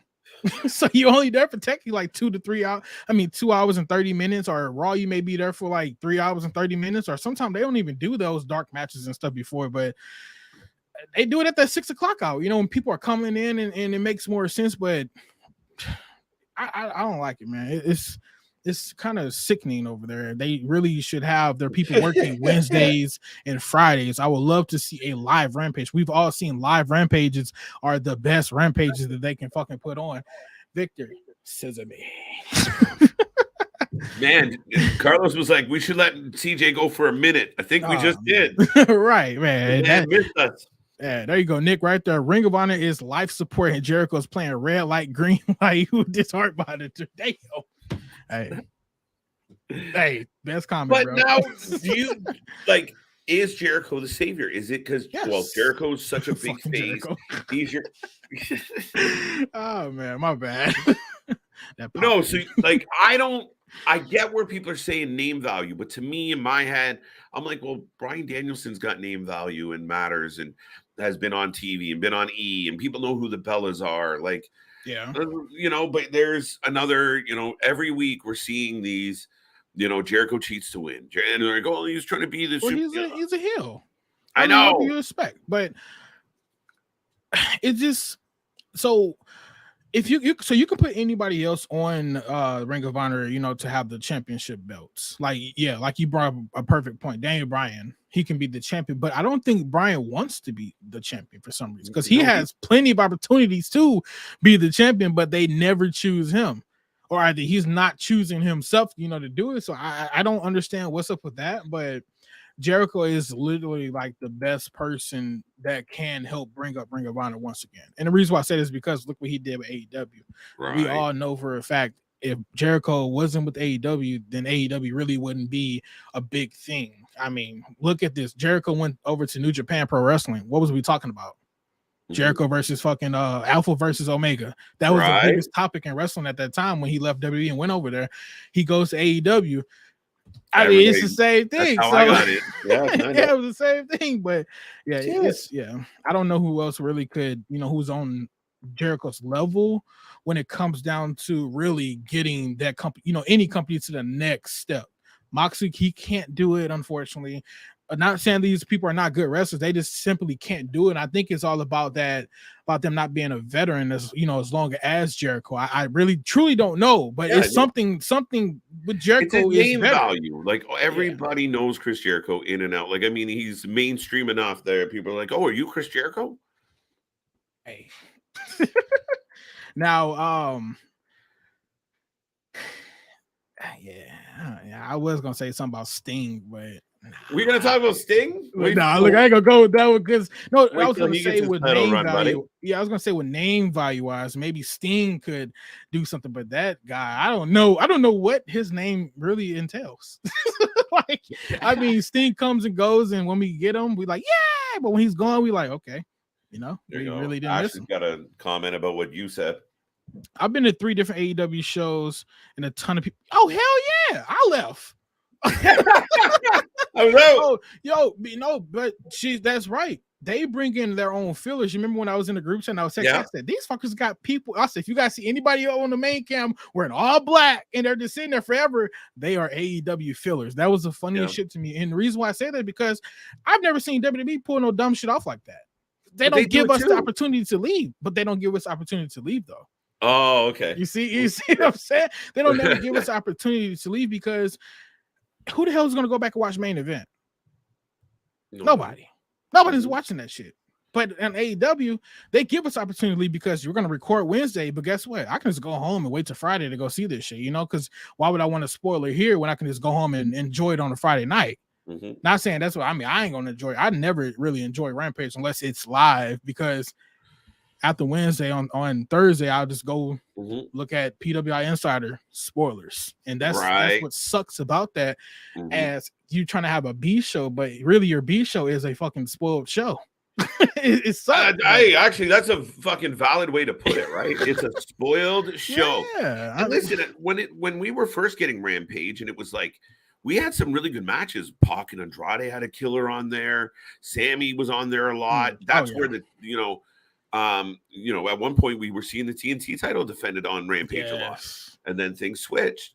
I was highly excited when Rampage was announced. I was like, "This gonna be good," but yeah, it was good, and then it just died. What do you think about next week? NXT goes head to head with Dynamite. Ooh. Dynamite gets into a Tuesday. It's gonna be a heater, buddy. That's gonna be crazy because NXT has been on their own. Wait, Dynamite? Oh shit! Yeah. It's going down. I don't know about that. That's going to be hard because AEW has been doing, in the 900s to $1 million for a couple weeks now. And NXT has been in that range of almost hitting 700K consistently, but that's going to be crazy to see that. I don't know about that one. Damn, that's going to be crazy. I remember they did announce it, but I thought it was Rampage was going to be Tuesday, but I want to know, is there something special going on Wednesday? Or are they just baseball playoffs where I guess the WWE usually seems pretty good avoiding being moved, right? It's a staple of Monday nights and Friday nights. Every once in a while, SmackDown goes to Sci-Fi for a couple weeks. All right, go to FS1 now. Yeah, FS1. So, that's not right. Bad. Did I say Sci-Fi? That's crazy. So our Cardinals, we did get eliminated from. Damn, that's crazy. Yeah, we got beat by the Philadelphia team. We was on the heater too, bro. I'm telling you, the Cardinals was on a damn heater. He's probably like, who the fuck are the Cardinals? The St. Louis Cardinals, you guys. Fuck everybody up now. Oh man. There you go. No, I'm looking forward to that next week. I'm hoping both shows. Now there's rumors that we can expect some WWE names on that show in particular. I heard, we might get Bailey down there. We got a lot of possibilities, but rumor is Triple H is going to stack that show. That's if WWE does that, and they by bringing in their main talent to NXT, that's going to be crazy as hell. I would totally be here for it. I'm actually looking forward to having both streams up now because I want to know. I want to know what's going to really happen because I'm looking forward to seeing the ratings the next day and stuff. But I think both shows. They're going to have to prove a point. And I think they've already announced a few things, and I know the fact checkers out there can fill us in, but I know a couple things have been announced for Dynamite already. What's up, Ringin? How are you doing, buddy? The funniest shit to me is, damn, I literally just I had it in my mind. I forgot that quick. I was looking at it. It dropped. Damn. Oh man, I forgot. It'll come back to me in a second. Could be that important. Probably wasn't. Anthony wanted to make a comment real quick, so we'll change up, but bouncing around a little bit. But I didn't forget. We just hadn't really got there, Anthony. The rumors of R-Truth and Shelton Benjamin being a tag team. What? Where's Nick where we need him? What? Right. when I seen that, I was utterly the first words that came out my mouth was simply cut the shit. Okay. That was the dumbest thing ever. Like, you legit. Oh, side note. This is the funniest thing. I knew it was gonna come back to me. It was fucking important. The funniest shit is that AEW loses to fucking Real Housewives a lot. It's funny as hell because it's like, bro, y'all lose to the Real Housewives. It's like, what the fuck? It's popular. What can you do? It's popular, but damn. Really, bro, y'all don't like WWE, but y'all losing to Real Housewives. This shit is funny. Anyway, going back to R-Truth and Shelton Benjamin, when I seen it, that was very confusing. I'm not for sure why they are listed as a tag team internally. Maybe if we can see them on, TV together, maybe I'll change it. Maybe if we get heel R-Truth, perhaps, then I would definitely be down for that. How fucked up would that be? We haven't seen heel R-Truth in 2.5 decades. Man, I would love that shit because I mean that guy, he's a fucking heel, all right. He could be a goddamn heel, all right, for sure. So that's the only way that I can see it working out. Do you think they try and play it like Shelton's like the serious guy and Ron's, crazy? That we already know that the truth is, a bit off his rocker. Or, I mean, some people online had suggested the 24/7 tag titles. Oh my god! Tag matches breaking out in the airport. Let's go. I would tell. I'm sorry, but Triple H cut the shit. That's all I can say. Cut the shit, bro. No, please don't do that. 983K for AEW ratings last night. Yeah, that's the one where they was MLB took the top of them. They was number 4 under at Real Housewives. Funny as hell, bro. I'm not knocking them, but bro, Real Housewives beat AEW. Damn. Look, hold on for you AEW fanboys. WWE did lose to Chris Lee's Knows Best before, okay? It's true. But Real Housewives, bro. Right. Come on now.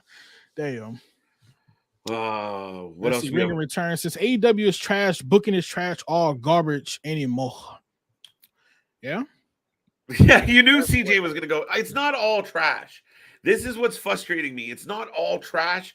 There's just a lot of bad decisions, and there's a lot of things that could go well that kind of aren't as good as they could be because of like overthinking, right? It's kind of like when you have a kid and they, they're doing something good, but they go like that extra step, and you got to go, whoa, back up. That's kind of Tony. Like, not enough people are backing him off the edge. Perfect example.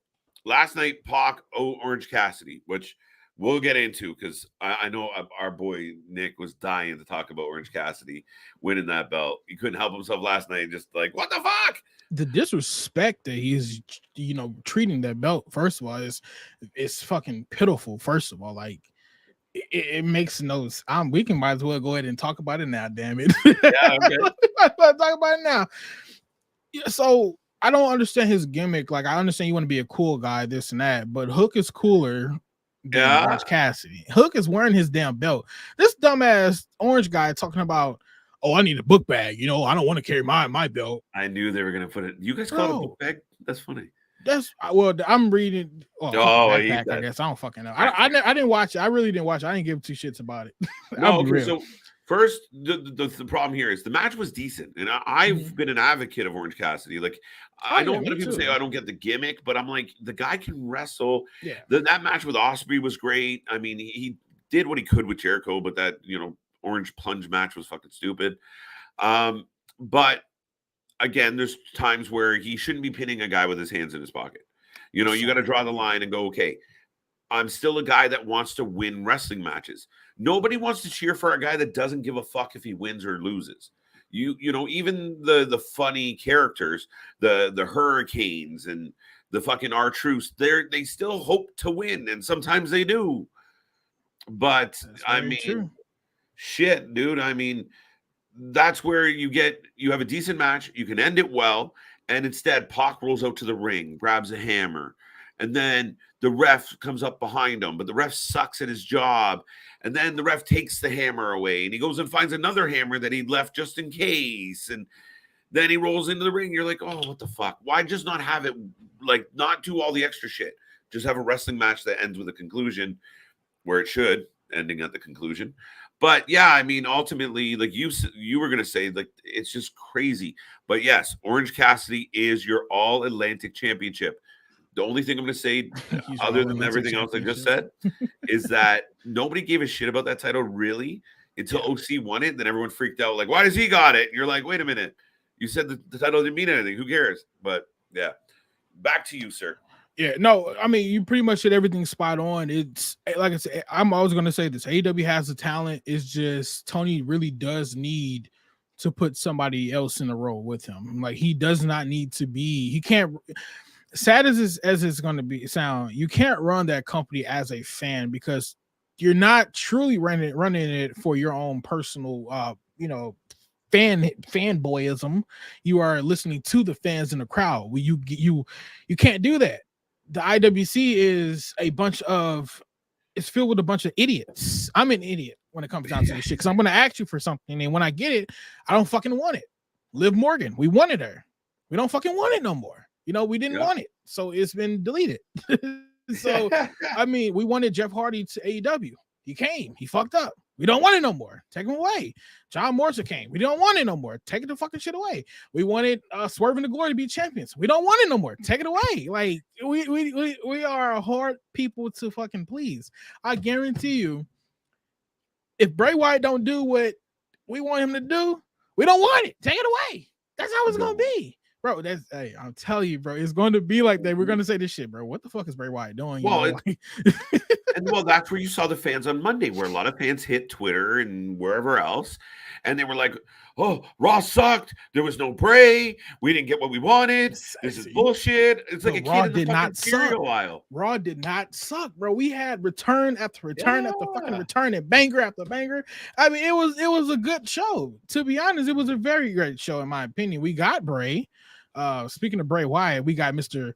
I don't know who the hell this is, but he's asking who killed the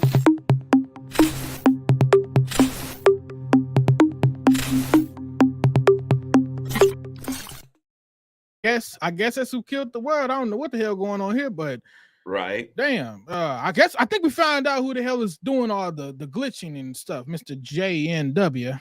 Stay out of the comment section, bro. Got me glitching early and everything. Look like I'm. Yeah, all right. I had a twitchy background for a couple days. I'm starting to weird things. Yeah, but now you weren't here at the beginning, so we just circle back real quick because I just want to get your take on it. We're talking about Vincent and Dutch joining Wyatt 6. Now we're talking about Bo Dallas. Who's Vincent Dutch from Ring of Honor? Oh, I don't know nothing about them. I think I know. I think I've seen the pictures before, so let me look them up real quick. But yeah, and Vincent's currently with Honor No More, so I know you know them or him. But now we're talking Bo Dallas. Is it better for Bray Wyatt to be surrounded with some new, like, oh, who's that type of people?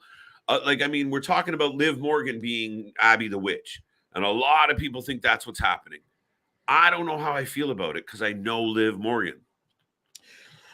I 100% agree with that. We know Liv Morgan, so if she does come, it's going to be weird. Now, if you guys paid attention to Raw, they only showed 2 characters, and then they advertised Bray Wyatt coming to SmackDown. So I personally think that we'll get the first 2 people on SmackDown. Now, Bo Dallas is rumored to come back, and I'm pretty sure it's confirmed at this point that he should be back now. I'm not 100% for sure, but they are literally saying that he's back. So you got Wyatt 6. Who do you pose as the Fiend? Is Bray Wyatt going to be the Fiend, or should he put Bo Dallas as a Fiend? You know, and it comes down to questions like that. But to answer your main question was, should he be around new people? I would say yes. Now, the only person that I would be acceptable of him bringing with him is Redbeard. That's the only person I want to see with him. Redbeard and maybe, I don't know, Braun Strowman won't even fit in that category. I don't think so. Yeah, I don't know what they're going to do with that. And I don't necessarily love the idea either. Right. But now people, you know, the IWC, they've already told us who the hell they think it is. I think it's going to be Gacy, Bo Dallas, Liv Morgan, or either Alexa Bliss or Nikki Cross to be exact. And then what's the one lady? I mean, damn, not the one lady, the one guy named what's the guy named that be on live and stuff as the buzzard? Waller? Yeah, they think Waller's going to be the buzzer. And now Waller's I was like, when I seen that, I was like, well, I said, you know, if this was Vince McMahon's era, yeah, but maybe. I hope not. I want to see scary people. What about Dexter? Revealed. They could definitely put Dexter on there, but the only reason I'm gonna say it's not going to be Dexter is because he's still in the package with the Miz. Yeah, because now he's supposed to sign a deal. You know, after he beats the Miz, he's supposed to get a contract. So it's like I don't know if he could really fit in. You know what's weird about that angle? This man has been like showing up and choking out one of your talent for weeks, and he don't even work there. He don't even work there.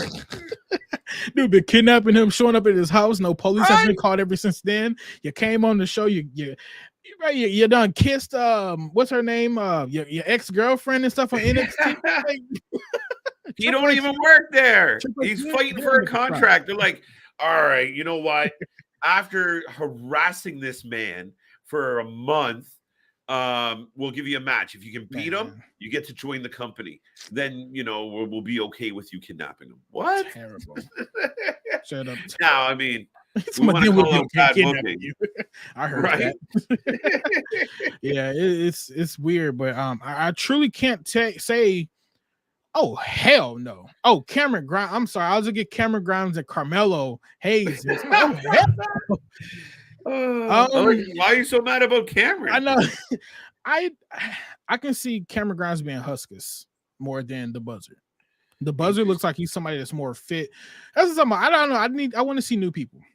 I'd rather see a whole new. I want to see nobody from NXT honestly being these people unless they've been away for a very long time. Otherwise than that, truly give me some new people. So if you want to bring in Matt Taven, Vince and Dutch and stuff like that, do that. That's totally fine. But yeah. No, I like Cameron Grimes. We know Cameron Grimes. You know, that's going to be hard for me to really adjust to that. And it's like, too short for one to be the Buzzard from what we've seen on TV. I'm really curious to figure out who the hell is behind that creepy ass bunny outfit. Let me ask you this. I now think it could be Vincent. I really do. Now I always kind of said the bunny was going to be Bo, but Vincent plays a very kind of that bunny to me screams Vincent.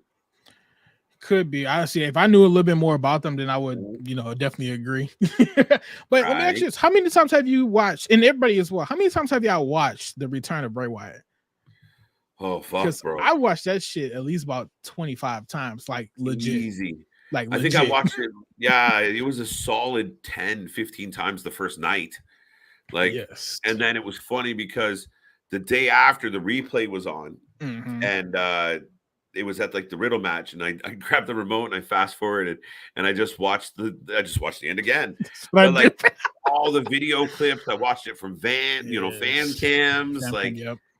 Fuck, man. I mean, it was great production from the beginning, bro. Like, I don't know if they could have done it any better, but that was like the best production I've ever seen, pretty much produced from WWE.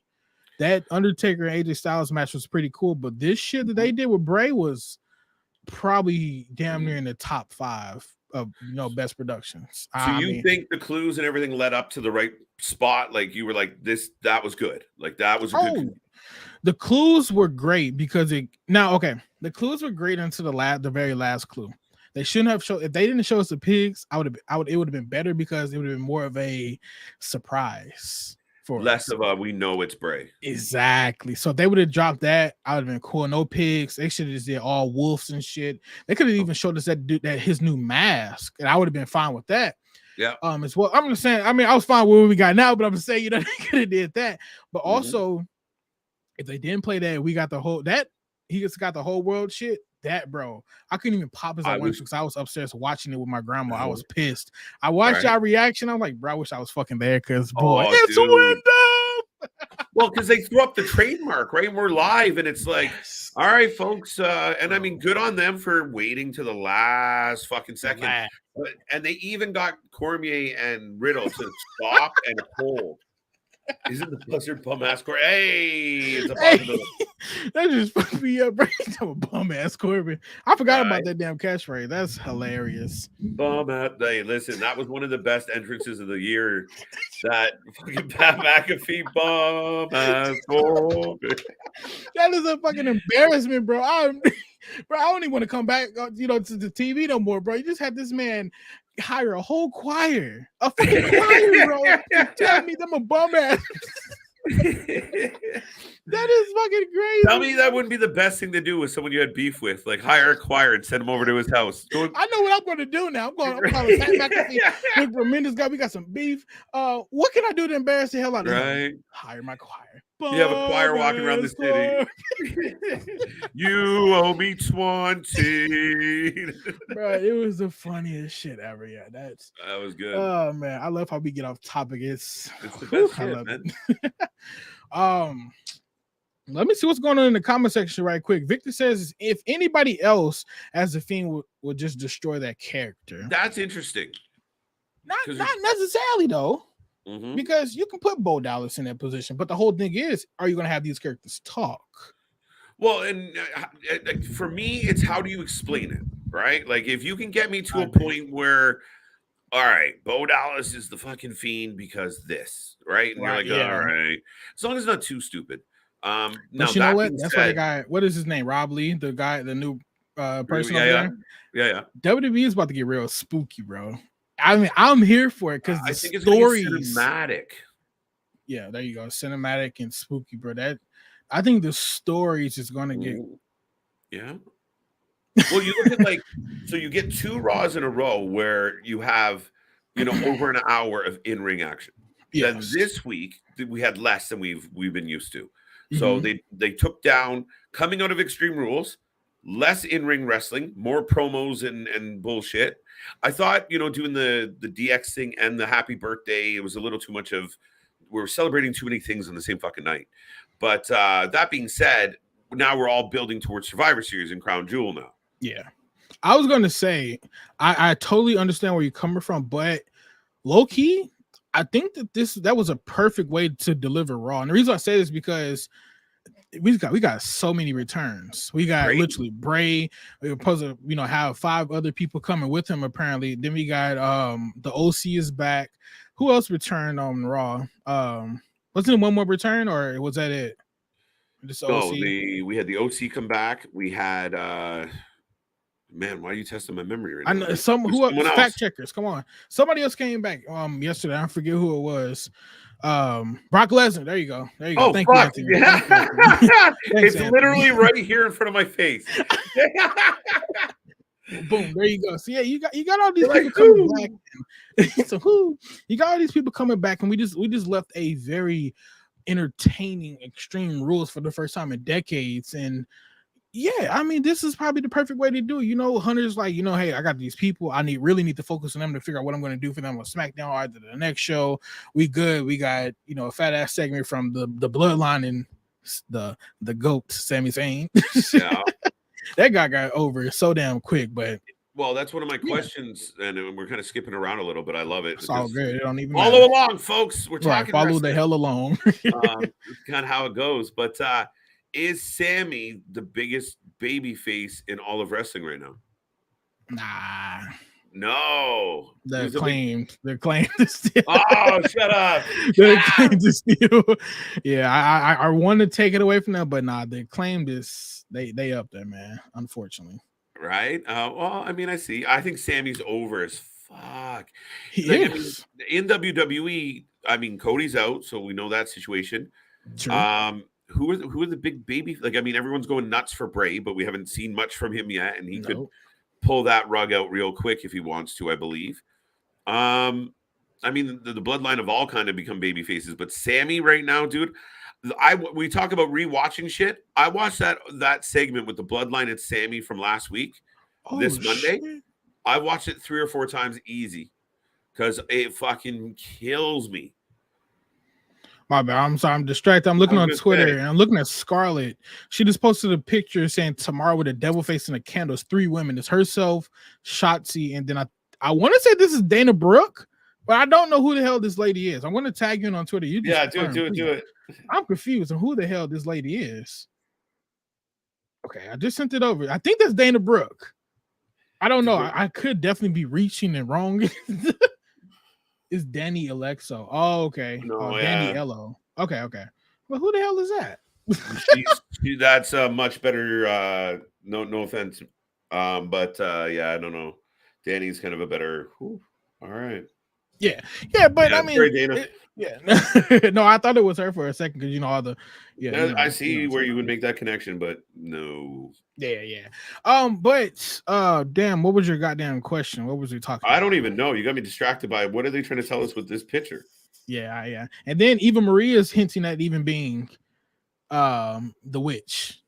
So yeah, she just needs some publicity, and I can't imagine her. She cannot be coming back to wrestling. Like maybe I'm wrong. Again.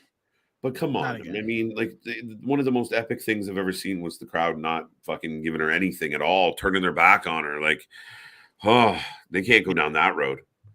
Yeah, and I was excited though at first for her return, but we got it, and I was just like, yeah.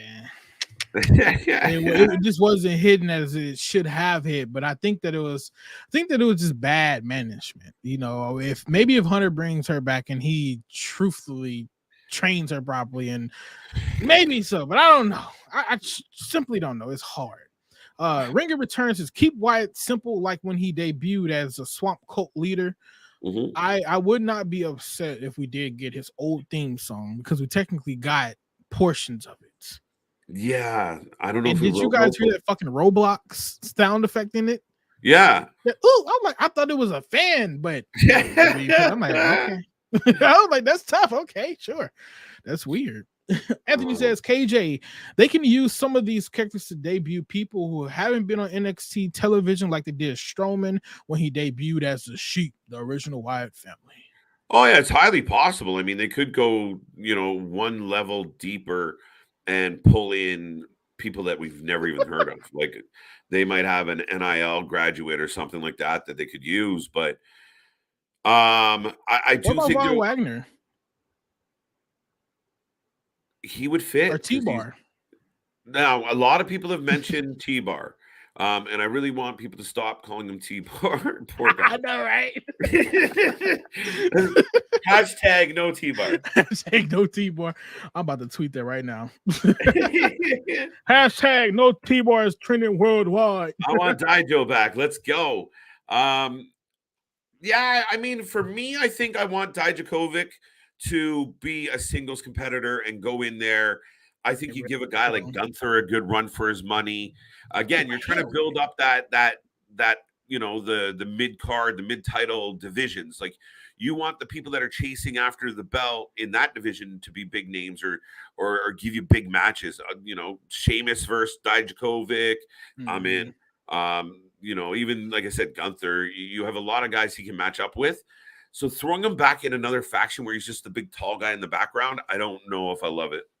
Gotcha. Yeah, I definitely agree with that. It's just, we got all these tag teams officially on the show. And when does it come to a point where we really need to have Usos drop a belt? Or Roman drop the belt? Not both, just a belt. Yeah, I'm curious, right? Because we and this is actually one of the things we talked about to start the show, CJ, was the premise has been, or the idea has been, they're going all the way to Mania, right? That's fine, but can they do it? They can do it, unfortunately, because of booking, because kayfabe. But they need to cut the shit with it. They got to, because we can't have the Brawling Brutes, Imperium, the OC, Judgment. Trash. Give me some more tag. Hit roll, hit trash. Yeah. Hey, Victor, yes, I'm officially cutting shit on taking up for a hit row or skid row. Them people are shit row. They're not doing well without Swerve. It's horrible. I don't know. Hey, you know, I was happy as hell when they got here. But now they're here, and it's like, bro, the crowd is like treating them like a fucking divas match. Like, well, I think I don't know if like getting out there and doing like the mini concerts was a great idea. No, the wrestling fans don't want to see that shit. Like, unless somebody's fucking up like a musical performance. Elias comes back on Monday, by the way. Fuck yeah. Right? Oh, dude, I popped. All we got was the guitar strum, and I thought he was there. Oh my god! No shit, no. Okay, no. Oh, that's hilarious, bro. He's like, oh my god. Next week, all right. So he grew his beard. He got enough of a beard, so he got the green light. I'll tell you, bro. He gonna come out here. His beard gonna be as thick as mine is. That's it.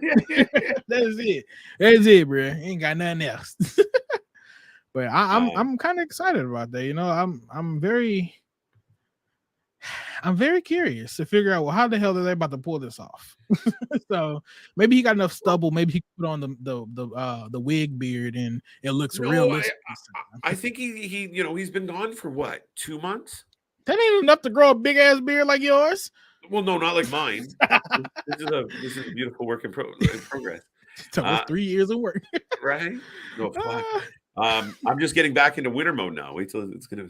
Anyway, enough about me and my beard. No, I mean, he's gonna wear enough to have like a bit of a beard, then I could see them like, you know, putting, you know, some dye in it to thicken it up on him. But he doesn't have to have a big bushy beard. But the picture they showed, it looked decent.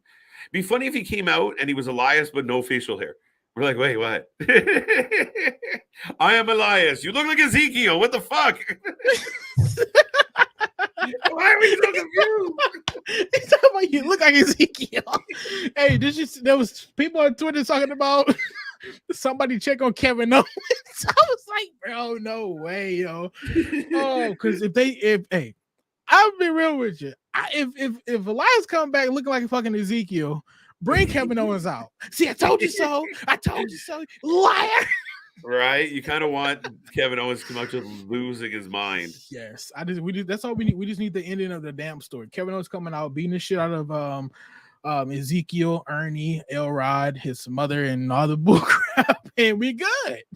We good. But yeah. So yeah, he's been out since August the 15th, it looks like, or a little bit earlier than that. September, perhaps. October, November. We're halfway through October. Yeah. So yeah, I mean, he probably grows a beard in 2.5 months. Yeah, he got a little something. Right. Ain't enough, but it's something. So yeah, that's pretty cool though.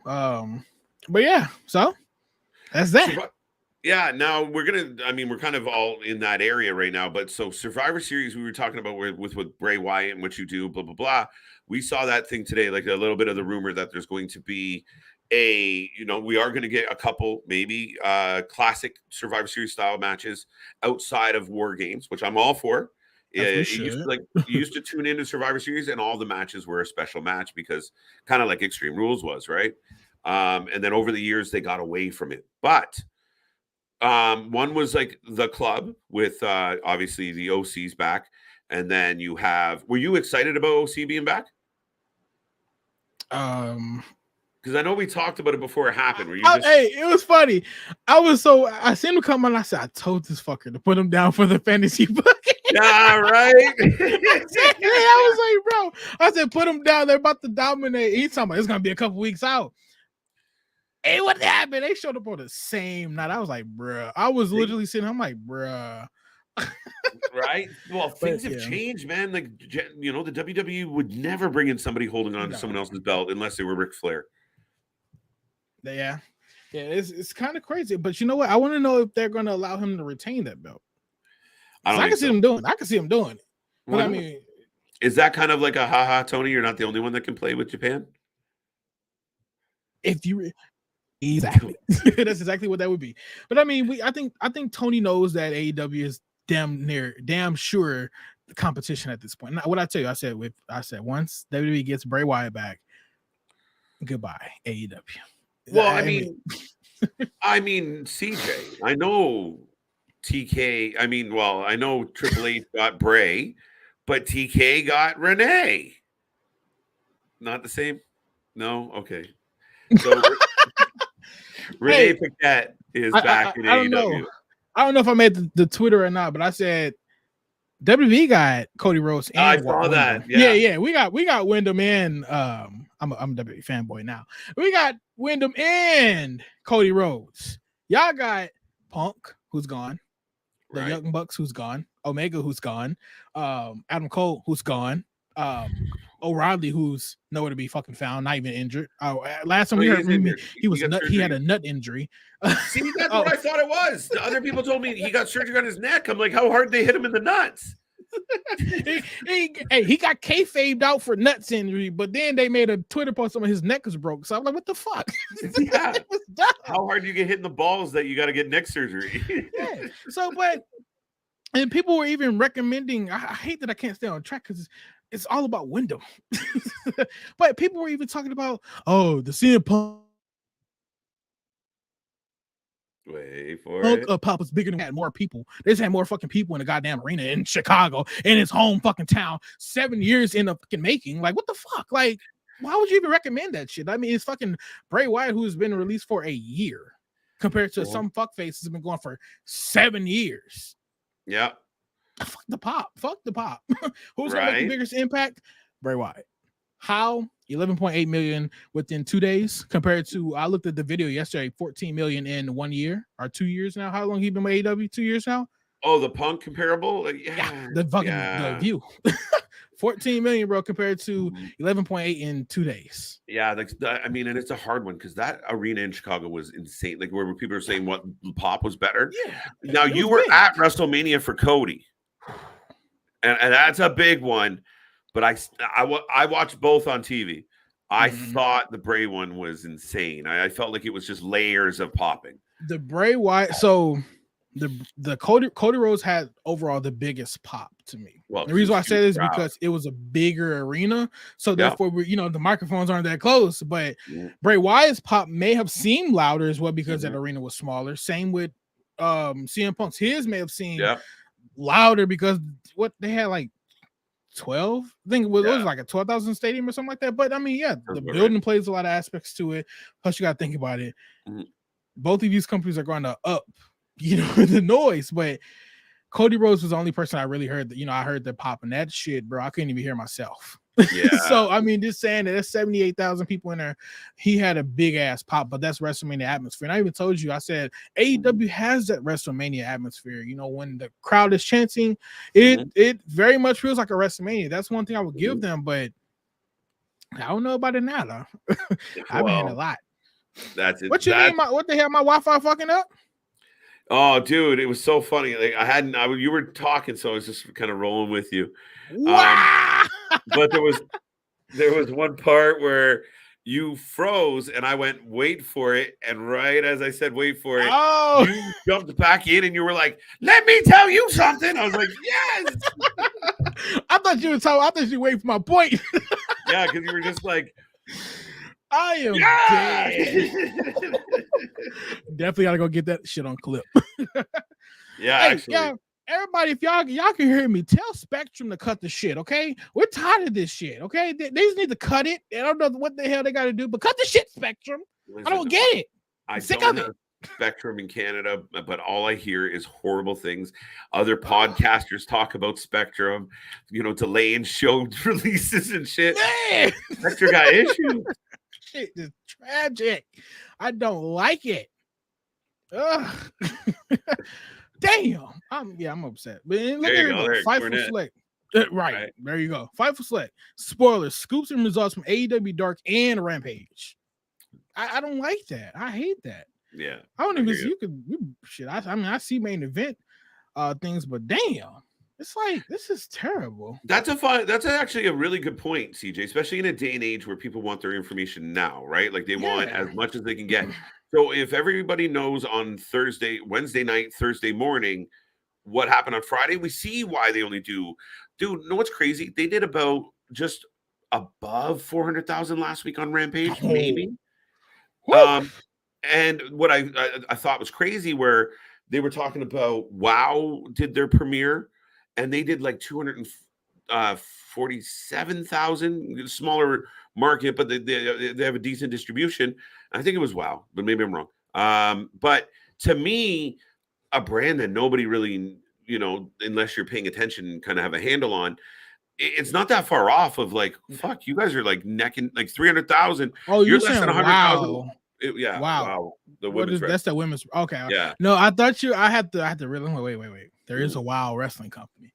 Right. Damn, and I do want to stand corrected. Last night I said I think there was about 5,000. Apparently it was 7,000 at the Coca-Cola Coliseum. For who? For AEW last night, 7,000 fans live. That's what was reported. That's on the news. Terrible.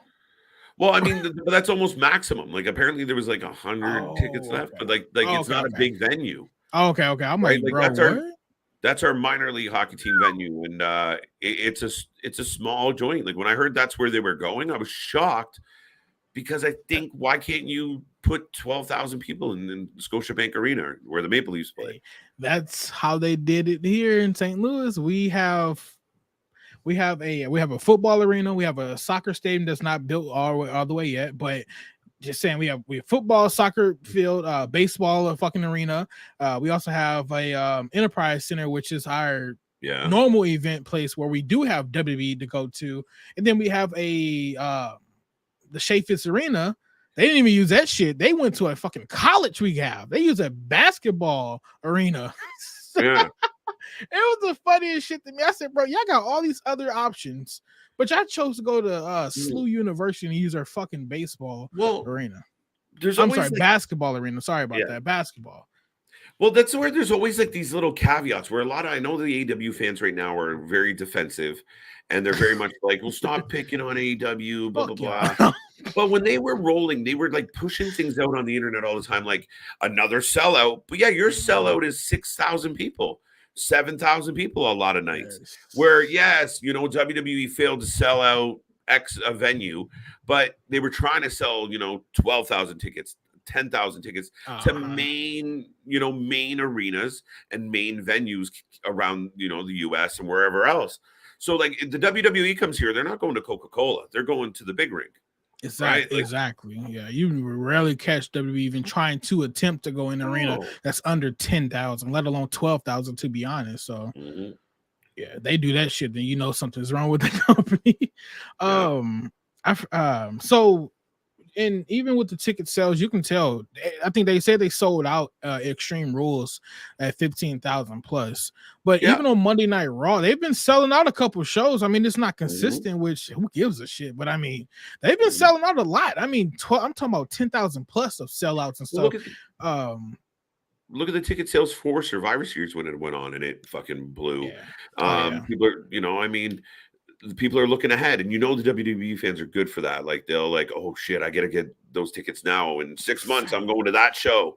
Facts. That's how, bro. WrestleMania, well, they sell 90,000 tickets within the pre-sale. I think so. 90,000 tickets, bro, for a WrestleMania. When have you heard of that?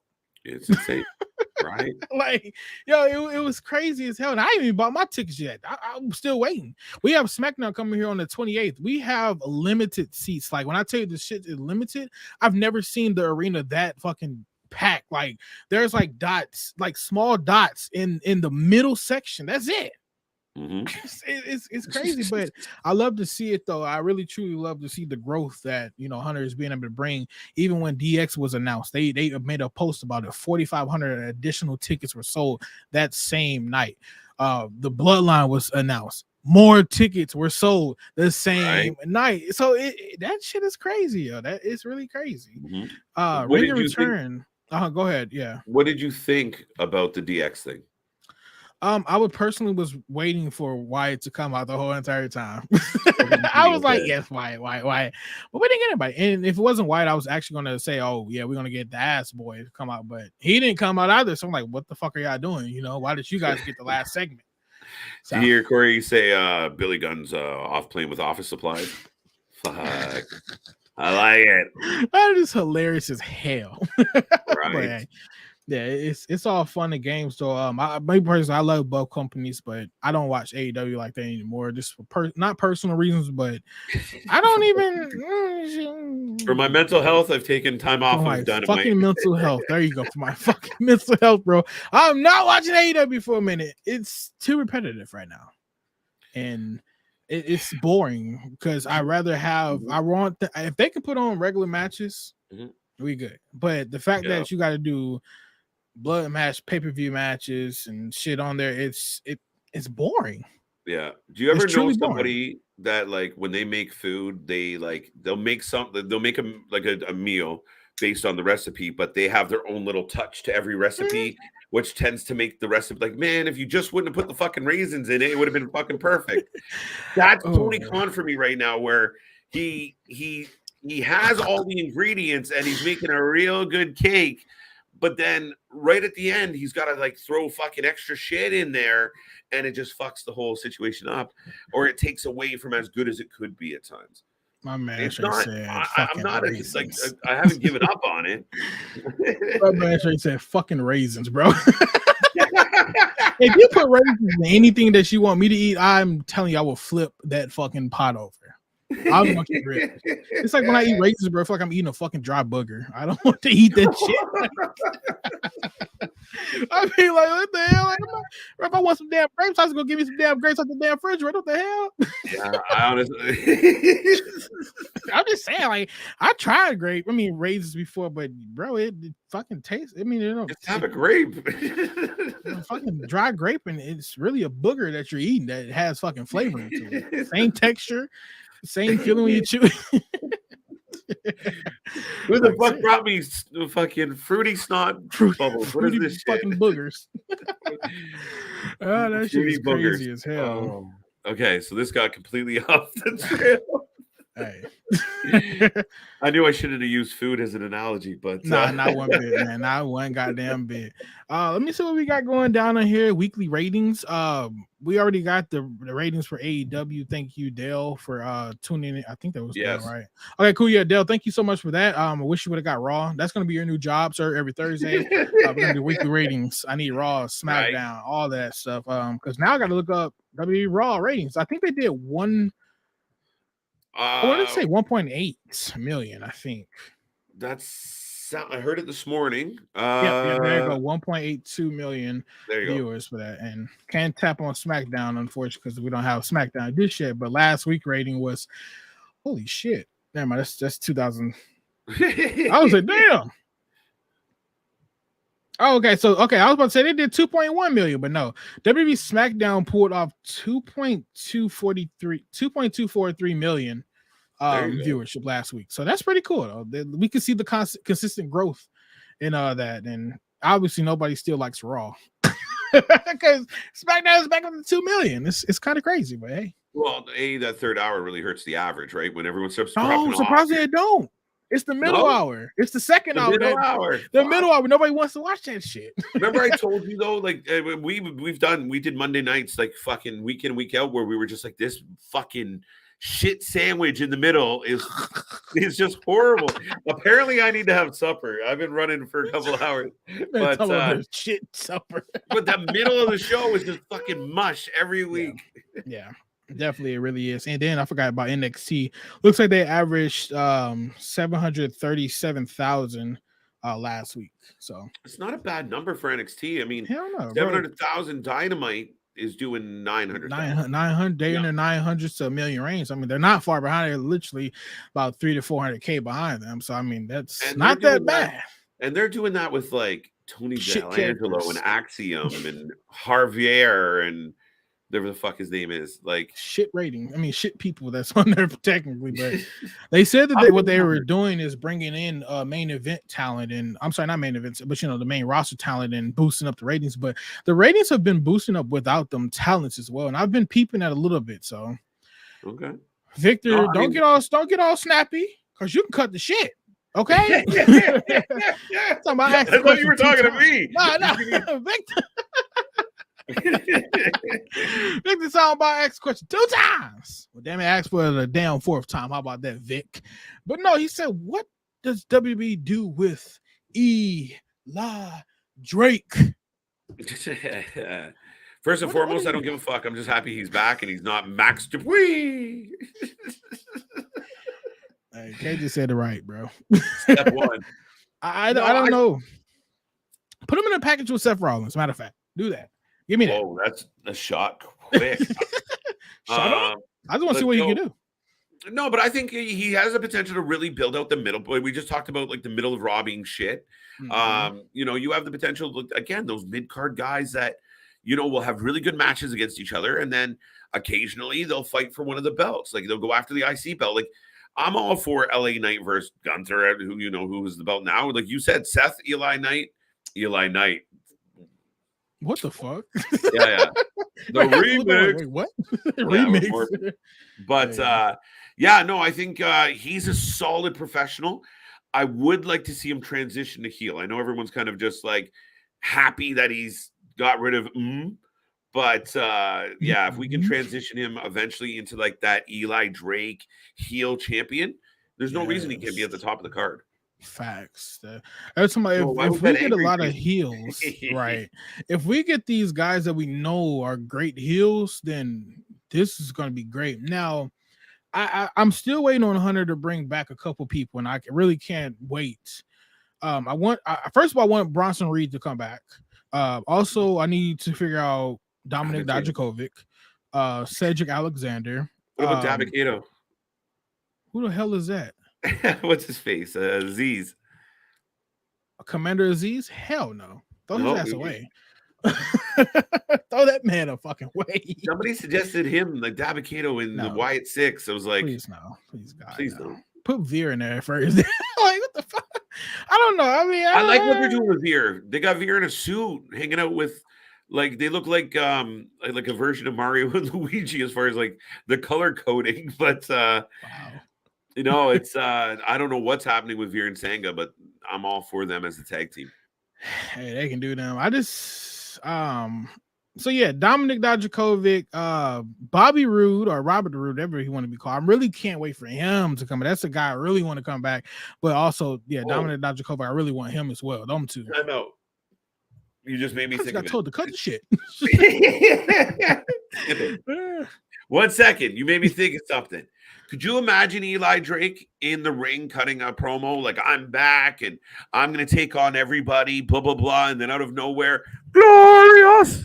Yeah, I'm in. Let's go. I think that if we get him to come out to anybody, I mean, I don't give a hell. As long as he's not with Dolph Ziggler, I'm good. Not saying they were a bad team. It just, yeah, get him away from Dolph because, I mean, the shit was... It was cool, but I mean, shit. You know, I want to see him by himself on the main roster. I want to see him flourish. Or either, you know, send these guys back down to NXT. You know, Braun Breaker needs some new talent, but Braun Breaker is freaking people up. I've seen that spear he did on CEEJAY. Whew. I don't know if I could take that because that dude was folded. Like, God damn. That man turned into a damn lawn chair for real. I was like, damn. You wanted to talk about, actually, we can jump around, but there was one. Actually, we can end with the one at the very top. But okay, we had two. I mean, we've talked about Renee. Apparently, WWE had offered her an opportunity to join the commentary team. Obviously, she chose, and we kind of felt like that was a foregone conclusion with Moxley. Definitely, but then we also had it come out that Saraya turned down an opportunity to be a GM of one of the shows. Yeah, it was kind of funny because you text me like anything else, and I was like, oh yeah, let's add this one. I'm trying to find the article because I forget. I think they may have taken it down. Oh no, here you go, right here in my face. Okay, cool. So yeah, I don't know what necessarily happened, but I think that this was I've been with this company forever. You guys decided to let my contract expire. Then when I get ready to leave, you want to say, oh, wait, we got this for you. No, I've already been talking with AEW. You know, I'm going to leave. But Hunter tried to get her back. But you know what? I'm happy that she left because she can't do nothing in WWE. She's done everything that's needed. I mean, can you truly see her going back into fighting these hardcore matches with WWE? No, but I mean, a lot of people assume the rumor, allegedly. Where you at, Nick? Right? That Paige couldn't get medical clearance from the WWE. She got cleared. But the WWE wouldn't do it. And no, she was cleared from WWE. Was she really? Literally, I think this article stated that they said that. Okay, because my theory was the other way around.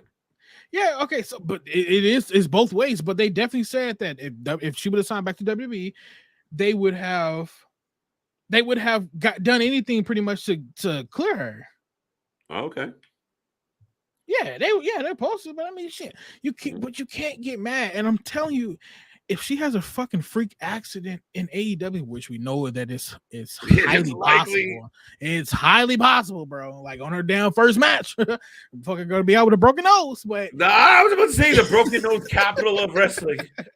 I'm just saying, what is that going to say? What is that going to say? Once again, WWE is going to be like, "We told you so. We fucking told you so. We told you so about Punk. Punk is your headache. What happened? What's going on now? This motherfucker's about to sue." Now he allegedly has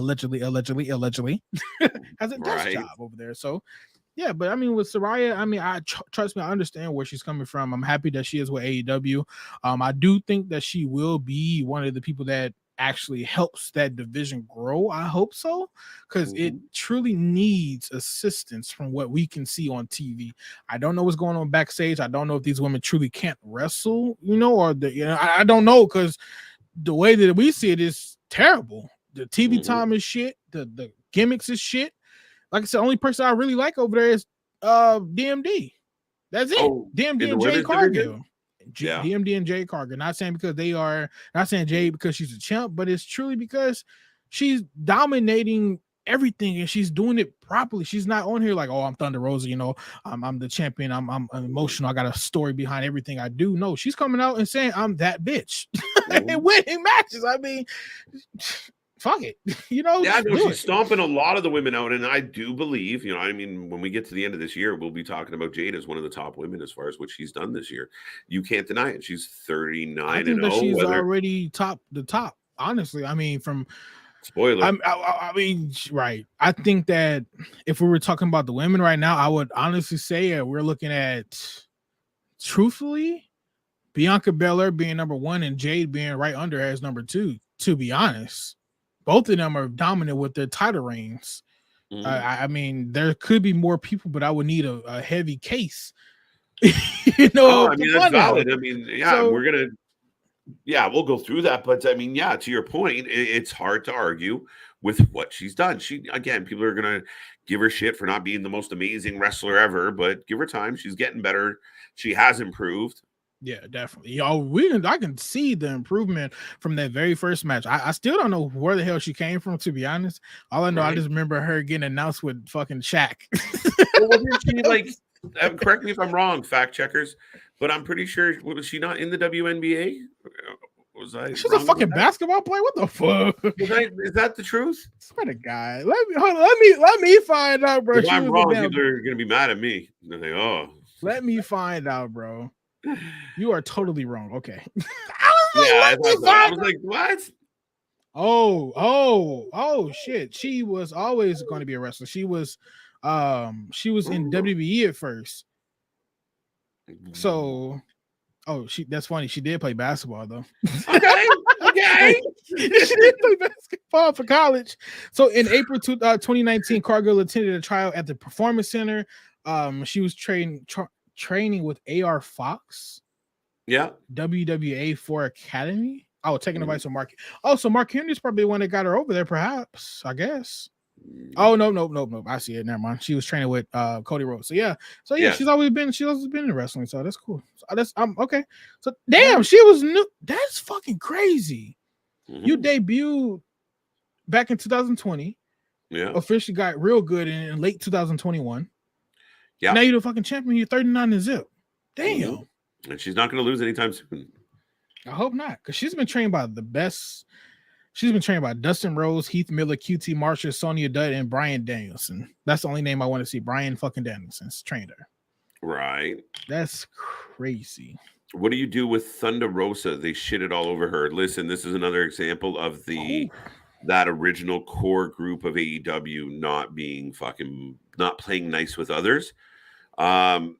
We had Big Rig from DWO. He has met Thunder Rosa, and he spoke to what a kind person she was. I listened to her on Busted Open on the podcast, where she was literally talking about the fact of you know, what a genuine person she is and what she's done for wrestling and women's wrestling. So for these other wrestlers to go and give her shit and accuse her of sandbagging, but Tony, that's your women's champion that other people are publicly bashing. You cannot let that happen. Right, wrong, or indifferent, you can't. You gotta pull that in. It's the same shit with Sammy. We all know what Sammy said to Andrade, but you let him go main event and win a match. That's a bad move. It's a bad look. I just say this: you bring Thunder Rosa back. She's already been pissed off because you gave CM Punk more TV time for her announcement that she's stepping down, even though both of these guys were world champions. Were world champions. I got to say that now. So when you bring her back, what do you truthfully do with her? You know, it's because you got Toni Storm as a champion now. You know, and Toni Storm's reign, her reign is shit. But I'm saying it, bro, because what match has she had that was very impactful? That's the problem right there. Is they're putting her in a lot of fucking six women tag, tag match, 6 women. Now she's gonna fight Sheeta next week. I'm really looking forward to that. She's fighting who? Sheeta. Who is Sheeta? Sheeta. The former women's champion of AEW. The lady that she's from Japan, I think. Yeah. Okay, I was thinking about that one lady, Statlander, or either I want her to fight Statlander or either yeah, I want Statlander to fight her, and it was some Serena Deeb. Them two matches, I think, boy, they one of them needs to be the damn champions. First of all, I love Deeb. Deeb just needs a good mouthpiece. Yeah, Deeb is champion. That sign me up, Tony. If you put Deeb with the belt around her waist and she had a good talker standing next to her, and I'm not saying specifically this gentleman before anybody quotes me on this shit, but a guy like Leo Rush that would just run his say mouth. That in 2 hours 26 seconds and 20. But somebody with that type of attitude that just runs his mouth and incessantly tells you how amazing, you know, the wrestler is, and she just has to go out there and murder people, and that's what she can do. I'm all for it. Yeah. It is. I don't understand it though. It's you have so many meaningful women over there, you know, that truthfully they know what they wants to do and they have a path, but it's like they're being pulled back, and it sucks because I thought Omega was doing great and Ring of Return. If AEW gets Enzo a fucking More, truthfully, I would watch those segments only. Oh, that's a good move. Hey. Like, I mean, that's a good move.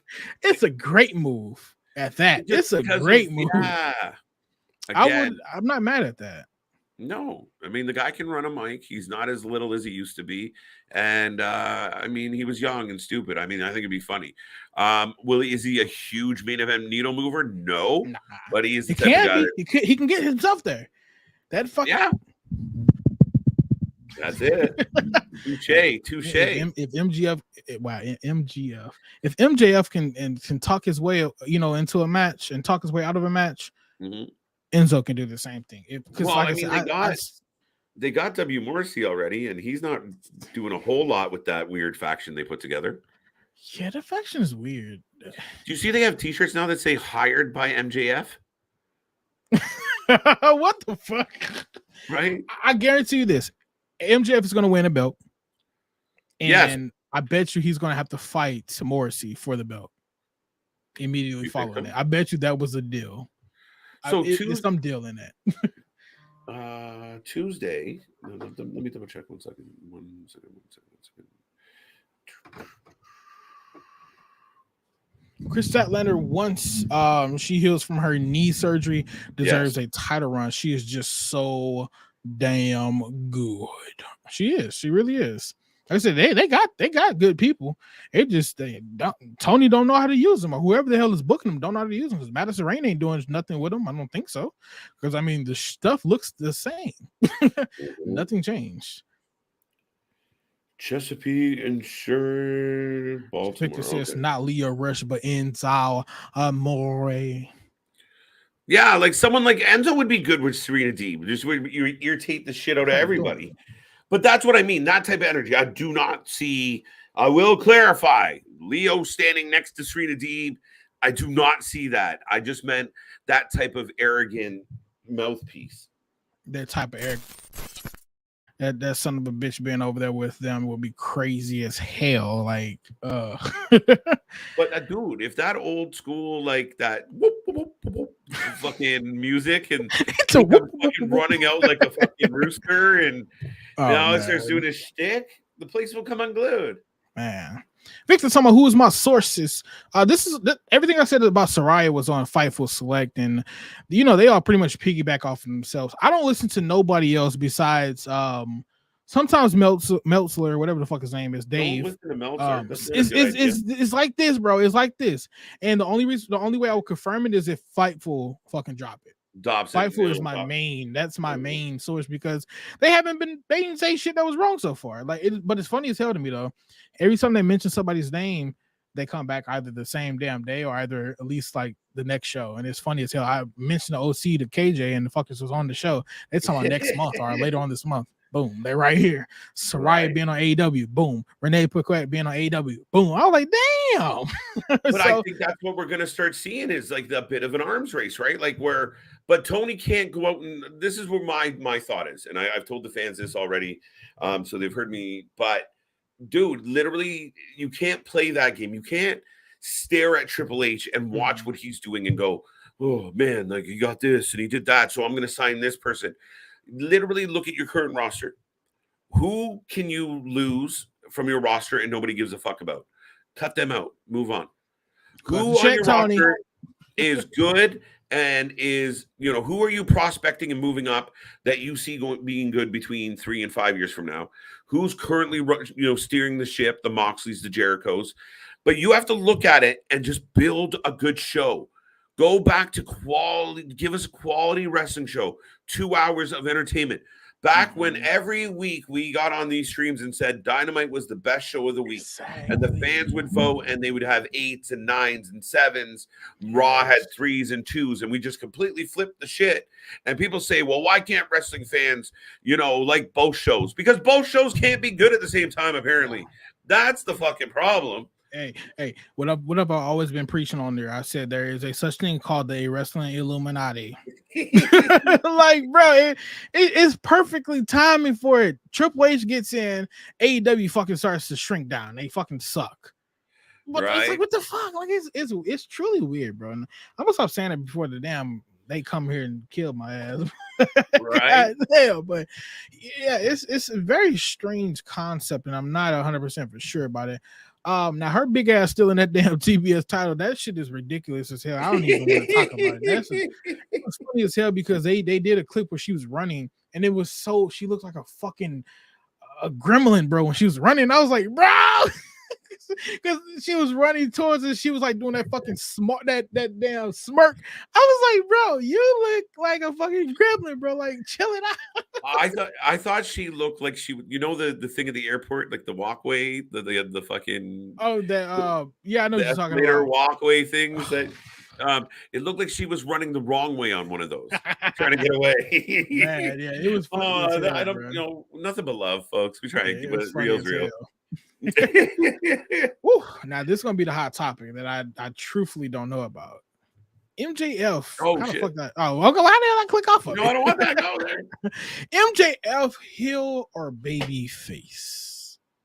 This is such a fucking challenging question because it is literally, he's obviously a heel for the most part, but now we're getting these little weird flashes of baby face. Yeah, and they've talked about him being a baby face, and I don't quite understand. I think this is a great example of Tony, get the fuck out of your own way and just let that man do what he does without fucking with it at all for a minute. Talk to me, in several months after he's won the world title and been a dick to everybody for a while and it's getting stale. Yeah. Then we can talk about a babyface turn. But he just came back and he's the devil and now he's having fucking conscious moments and giving Bibbin shit. That doesn't make sense to me. Yeah, it don't make any sense, but it's like saying, is Roman Reigns a heel or a face? Well, because we get both, but we get both. He was a heel, but when you heel really good, you start to get over, Exactly. and that's what happened. But this is where they're fucking up with MJF though. They're not letting him they're not letting him be him and get over. They're trying to force that they're like, okay, look, go out and do both. Instead, like you said, let him be the heel he is, and we're gonna be MJF. We're gonna do that. But if you force it, we're not gonna like it. So let it go naturally, like Roman Reigns. That shit was natural as hell. Right. Like all of a sudden, bro, we just start liking Roman Reigns. We're like, what the fuck happened? Yeah. And again, you make like, okay, so MJF hires this faction. They're a faction by hire, right? So for hire. So he's got Bibbins and 5 guys that we only see one of at a time for whatever reason. But you have this faction. Now, what you're telling me is MJF runs his faction the way Tony runs his company, and he has no control on them, and they just run out and do shit on their own. Yeah. One. And if that's the case, but again, you don't want any of that miscommunication or bullshit, because if one of the heel guys comes out and jumps a baby face on behalf of MJF, MJF should be good with it. And the fans should hate him for it. Instead of him having this, like, I was thinking about shaking his hand. Fuck off. Why? You shouldn't even be fighting Wheeler Yuta. Why?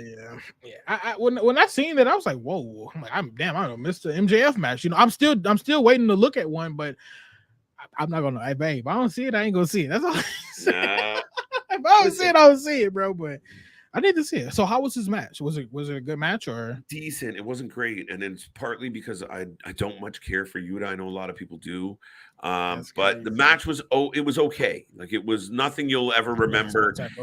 He won pretty easily, and he finished it pretty quick. Nice submission. He did a modified Salt of the Earth where he flipped over Yuta.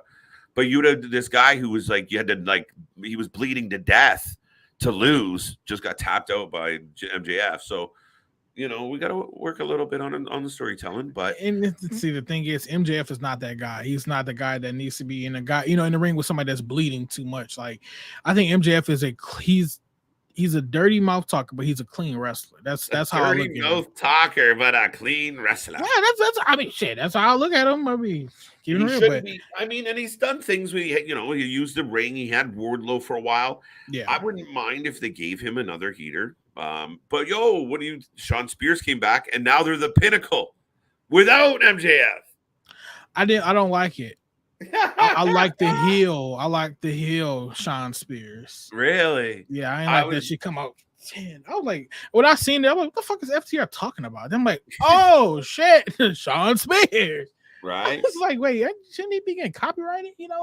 Sued? But I guess that's him. Well, and I think that's where it goes back for me of like Triple H is going after Bray Wyatt and Redbeard, maybe Redbeard, but Karrion Kross, Jonah.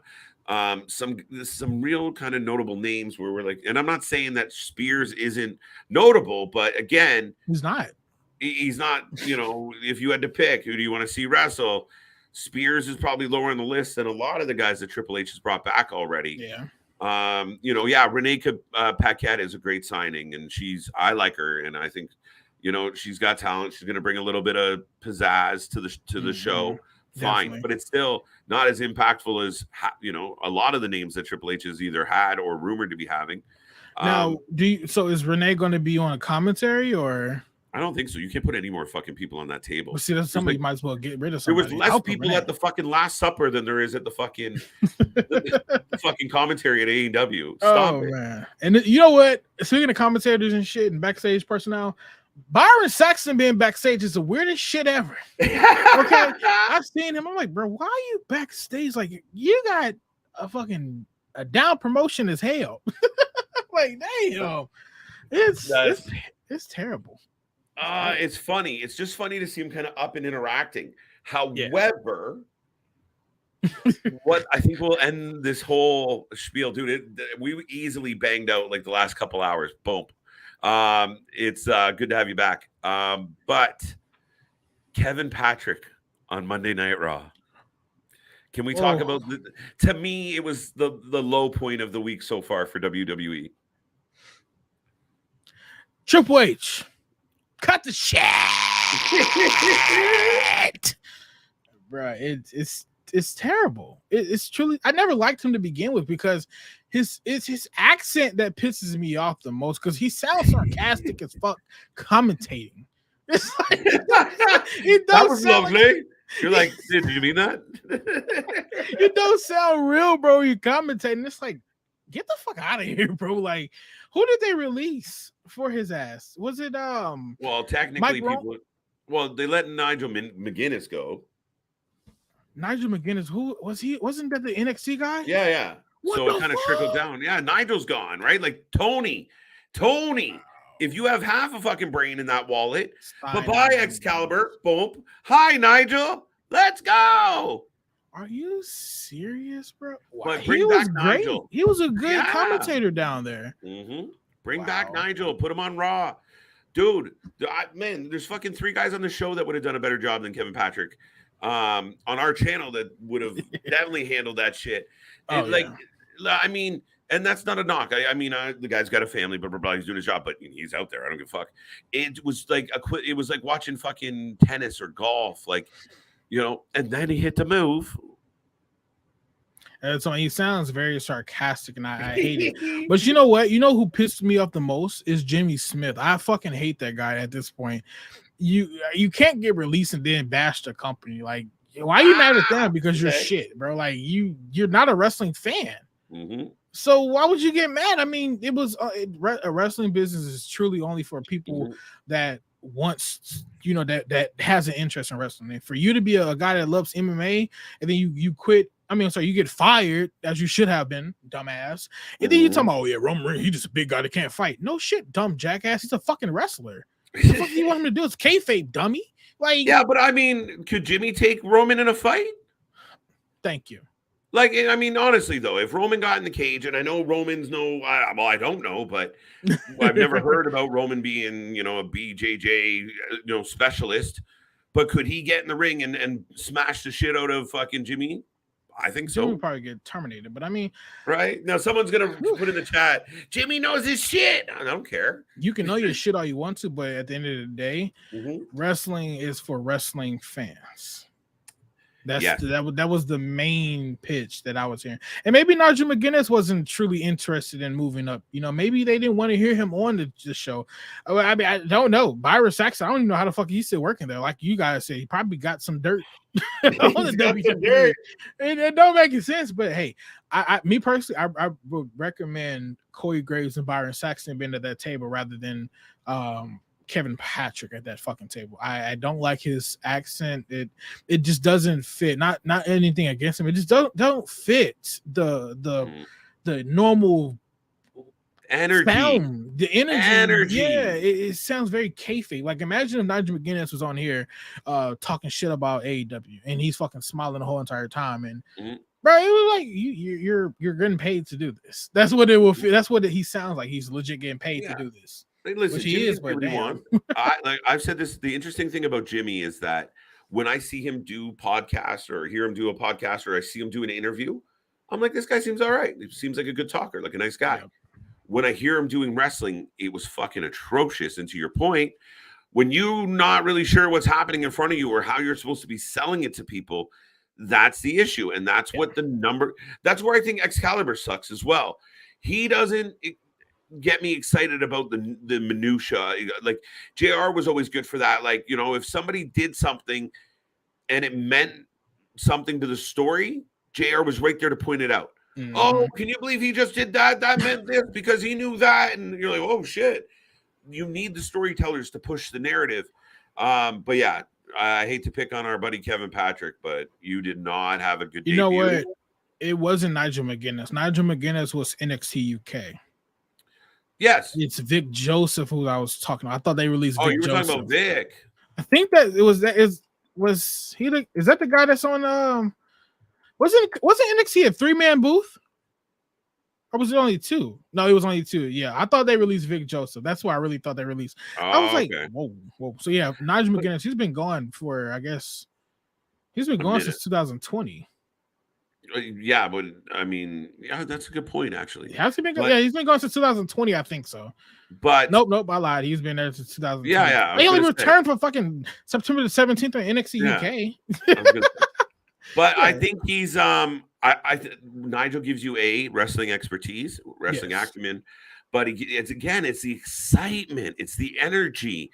Mamma mia! No, I would love to see him somewhere like Mauro. I mean, dude. I mean, again, there's another name where if you really want to spice things up on AEW and you want people to kind of feel the matches more, get rid of the 19 people that show up at commentary, because you got fucking Regal, you got Jericho, you got fucking the ROH fucking announcers, by the way, who are better than the AEW announcers, both of them. I'm happy you said that because I've definitely heard the difference. I was like, wow. Yeah. I prefer them every day. Coleman and Riccaboni is fucking, he again. fucking Bobby. Riccaboni, what a fucking name. But it's that energy, right? Yeah. And he's excited about the wrestling. You're like, okay, let's go. Yep. Let's see. Carlos says Corey Graves was dying on money, just passing Kevin the ball to get it back with 2 seconds on the shot clock. What the hell are you talking about? What he's saying is Corey Graves was tossing to Kevin Patrick and he just wasn't going anywhere. Like, and I get it. Like, we saw it. Like, when you're making a joke and where like Corey Graves is yelling, like, hey, Kevin, can you believe that? And Kevin goes, oh my. You're like, no, dude, say something. See, there's somebody he's not, he don't fit. I'd love to work with Corey Graves, just in that sense of that back and forth. Comment of the fucking night. It goes back to what I was saying in the previous show. I didn't know. I thought color commentators was fucking black people on the show. Was it Jim Cornette? I think it might have been Jim Cornette that he was talking about Coleman, and he was like, he's a great color commentary. And people were like, you racist, you can't say that. And he was like, no, it's his job. It's his job. Man, that is too damn funny. But Booker T on NXT, I love it. He said the catchphrase that I just wanted to fucking hear. Shuck it, duck it, quack, quack. Oh, that spear too. He hit the spear, and then that was like the shucky ducky. I was like, all right. Shucky ducky. Yeah, Beth was there. I forgot about that. But hey, that is what it is, man. But I guess that's where we do end it at today. We pretty much touched on everything. Anybody got any cut the shit moments? A cut the shit moment this week. Ooh, I want to pick on Jericho. My cut the shit moment. My cut the shit moment, realistically, without my Jericho bias, is what we talked about earlier. I don't like MJF flirting with this babyface shit. Cut the shit. He is solid. Resident Evil, congratulations, you made it to the end. You don't get a prize. I appreciate it. You know what, Resident Evil? Here's your fucking prize. You get to say this word. Cut the shit. Right. Do you have a cut the shit moment so far? Honestly, my cut the shit moments would honestly be the Nyla Rose situation. I'm happy around with the fucking belt. I'm happy that he said it because I was like, yeah, Nyla fucking Rose. That is the dumbest shit. And then AEW is even buying into it. They got her fucking posing with the fucking belt like it's hers. Well, she's on the card posted with it. Right? It's like when your kid steals something and runs away with it, and you're like, man, I own that. You can run around all you want. It's mine. It's dumb, but yeah, that's my cut the shit moment for this week. Do better, AEW. Do better. Right. Moment of the week. Duh, Bray Wyatt. Duh, what the fuck? Duh. Come on now. Duh. Yeah, I mean, so far, I mean, people are gonna say Orange Cassidy, but I mean, no. I'm not even sure how I feel about that. I think you were 6 months late on giving him a belt, but we're not gonna get into that. Moment of the week. Yeah, we'll talk about Bray. I mean, Bray Wyatt's moment was so good. How often do they play a replay in its entirety on the next show? We didn't get clips. We didn't get nothing. We got a fucking living of the moment. Yeah, I like that. That was well thought of. It was great. We needed that. Yeah, it was dope. Now my favorite part of that was also when the commentators they were talking and that shit just took over the screen. Right. I was like, bruh. I liked it. And then did you guys peep? I'm sorry, look, going back to the Extreme Rules doing the pre-show. Did you guys peep that they were doing that shit as well? Yeah. That it was kind of freaky, but I'm happy that the QR codes are still here. I'm truly happy they did not end it. I don't think it needs to be ended at all anytime soon. Drag that shit out. Well, you can even use the QR codes, like as you for the clues to like to help form who the Y6 is, because I do think it's a 6. But you also could use it when QR codes popping up, which tells you who he's going to go after, what his little clues. Oh, like give us like a little small, like each QR code doing his fucking rivalries instead of putting it on live TV. Yeah, put on the QR code, yo. Give us a little small, bruh. Give us a all right. Come on, Rob Lee, do it, bro. do it. Yep, do it, bro. Right, the wrestlers start getting nervous, like they get a QR code, like fucking, and it's about them, and they're like, "Oh fuck, I got one of the break codes. I gotta fucking fuck the break fucking code, bro. Break codes. They need to call it break codes. I like it. Hashtag break codes, everybody. Well, that's it. But folks, thank you for being here, Victor. We might work some impact into our system one day. But Josh Alexander is going to be a great match. He's a great champion. I just noticed the clip with Josh talking to Bully Ray as well. Cool stuff. But that all being said, folks, big shout out to Jay Stein for the interview today. Another member of FFPW. We're probably going to have more on, so stay tuned for that. But the man, the myth, the legend, Mr. CJ Brand, man, it was good to be on with you. It's been a minute. Hell yeah, it's definitely been a minute. But that's all we got for tonight. Make sure you guys do go ahead and tune in, tap in with us actually on Twitter. If you guys do have that, you can go ahead and look at some links down below. We are at the Wrestling for Life Network. I think so. Wrestling for Life Network. And Wrestling for Life and matter of fact, here we go. I'll do this shit. Follow us on Twitter, damn it. How about that? Follow us on Twitter, follow us on Instagram. All the links are below. I think we got some other stuff coming soon that we're working on Facebook and shit, but we'll talk about that later. Lots in the works, lots planned. I told you folks, the channel does not stop. No matter what comes our way, we grind through it. Tomorrow, we're going to have a special appearance, another new face on the streams. So tune in for that. We're going to have a lot of fun with it. And we can't wait to be back here as always, and we're going to keep rolling through. And again, we got tons of wrestling to cover.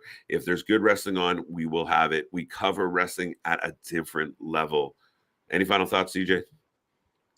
I'm not going to steal his stick, but like Nick says, our shit is real. Our shit is authentic. I forget the rest, but it's wrestling for life. If you're going to have wrestling, you put that for life with it.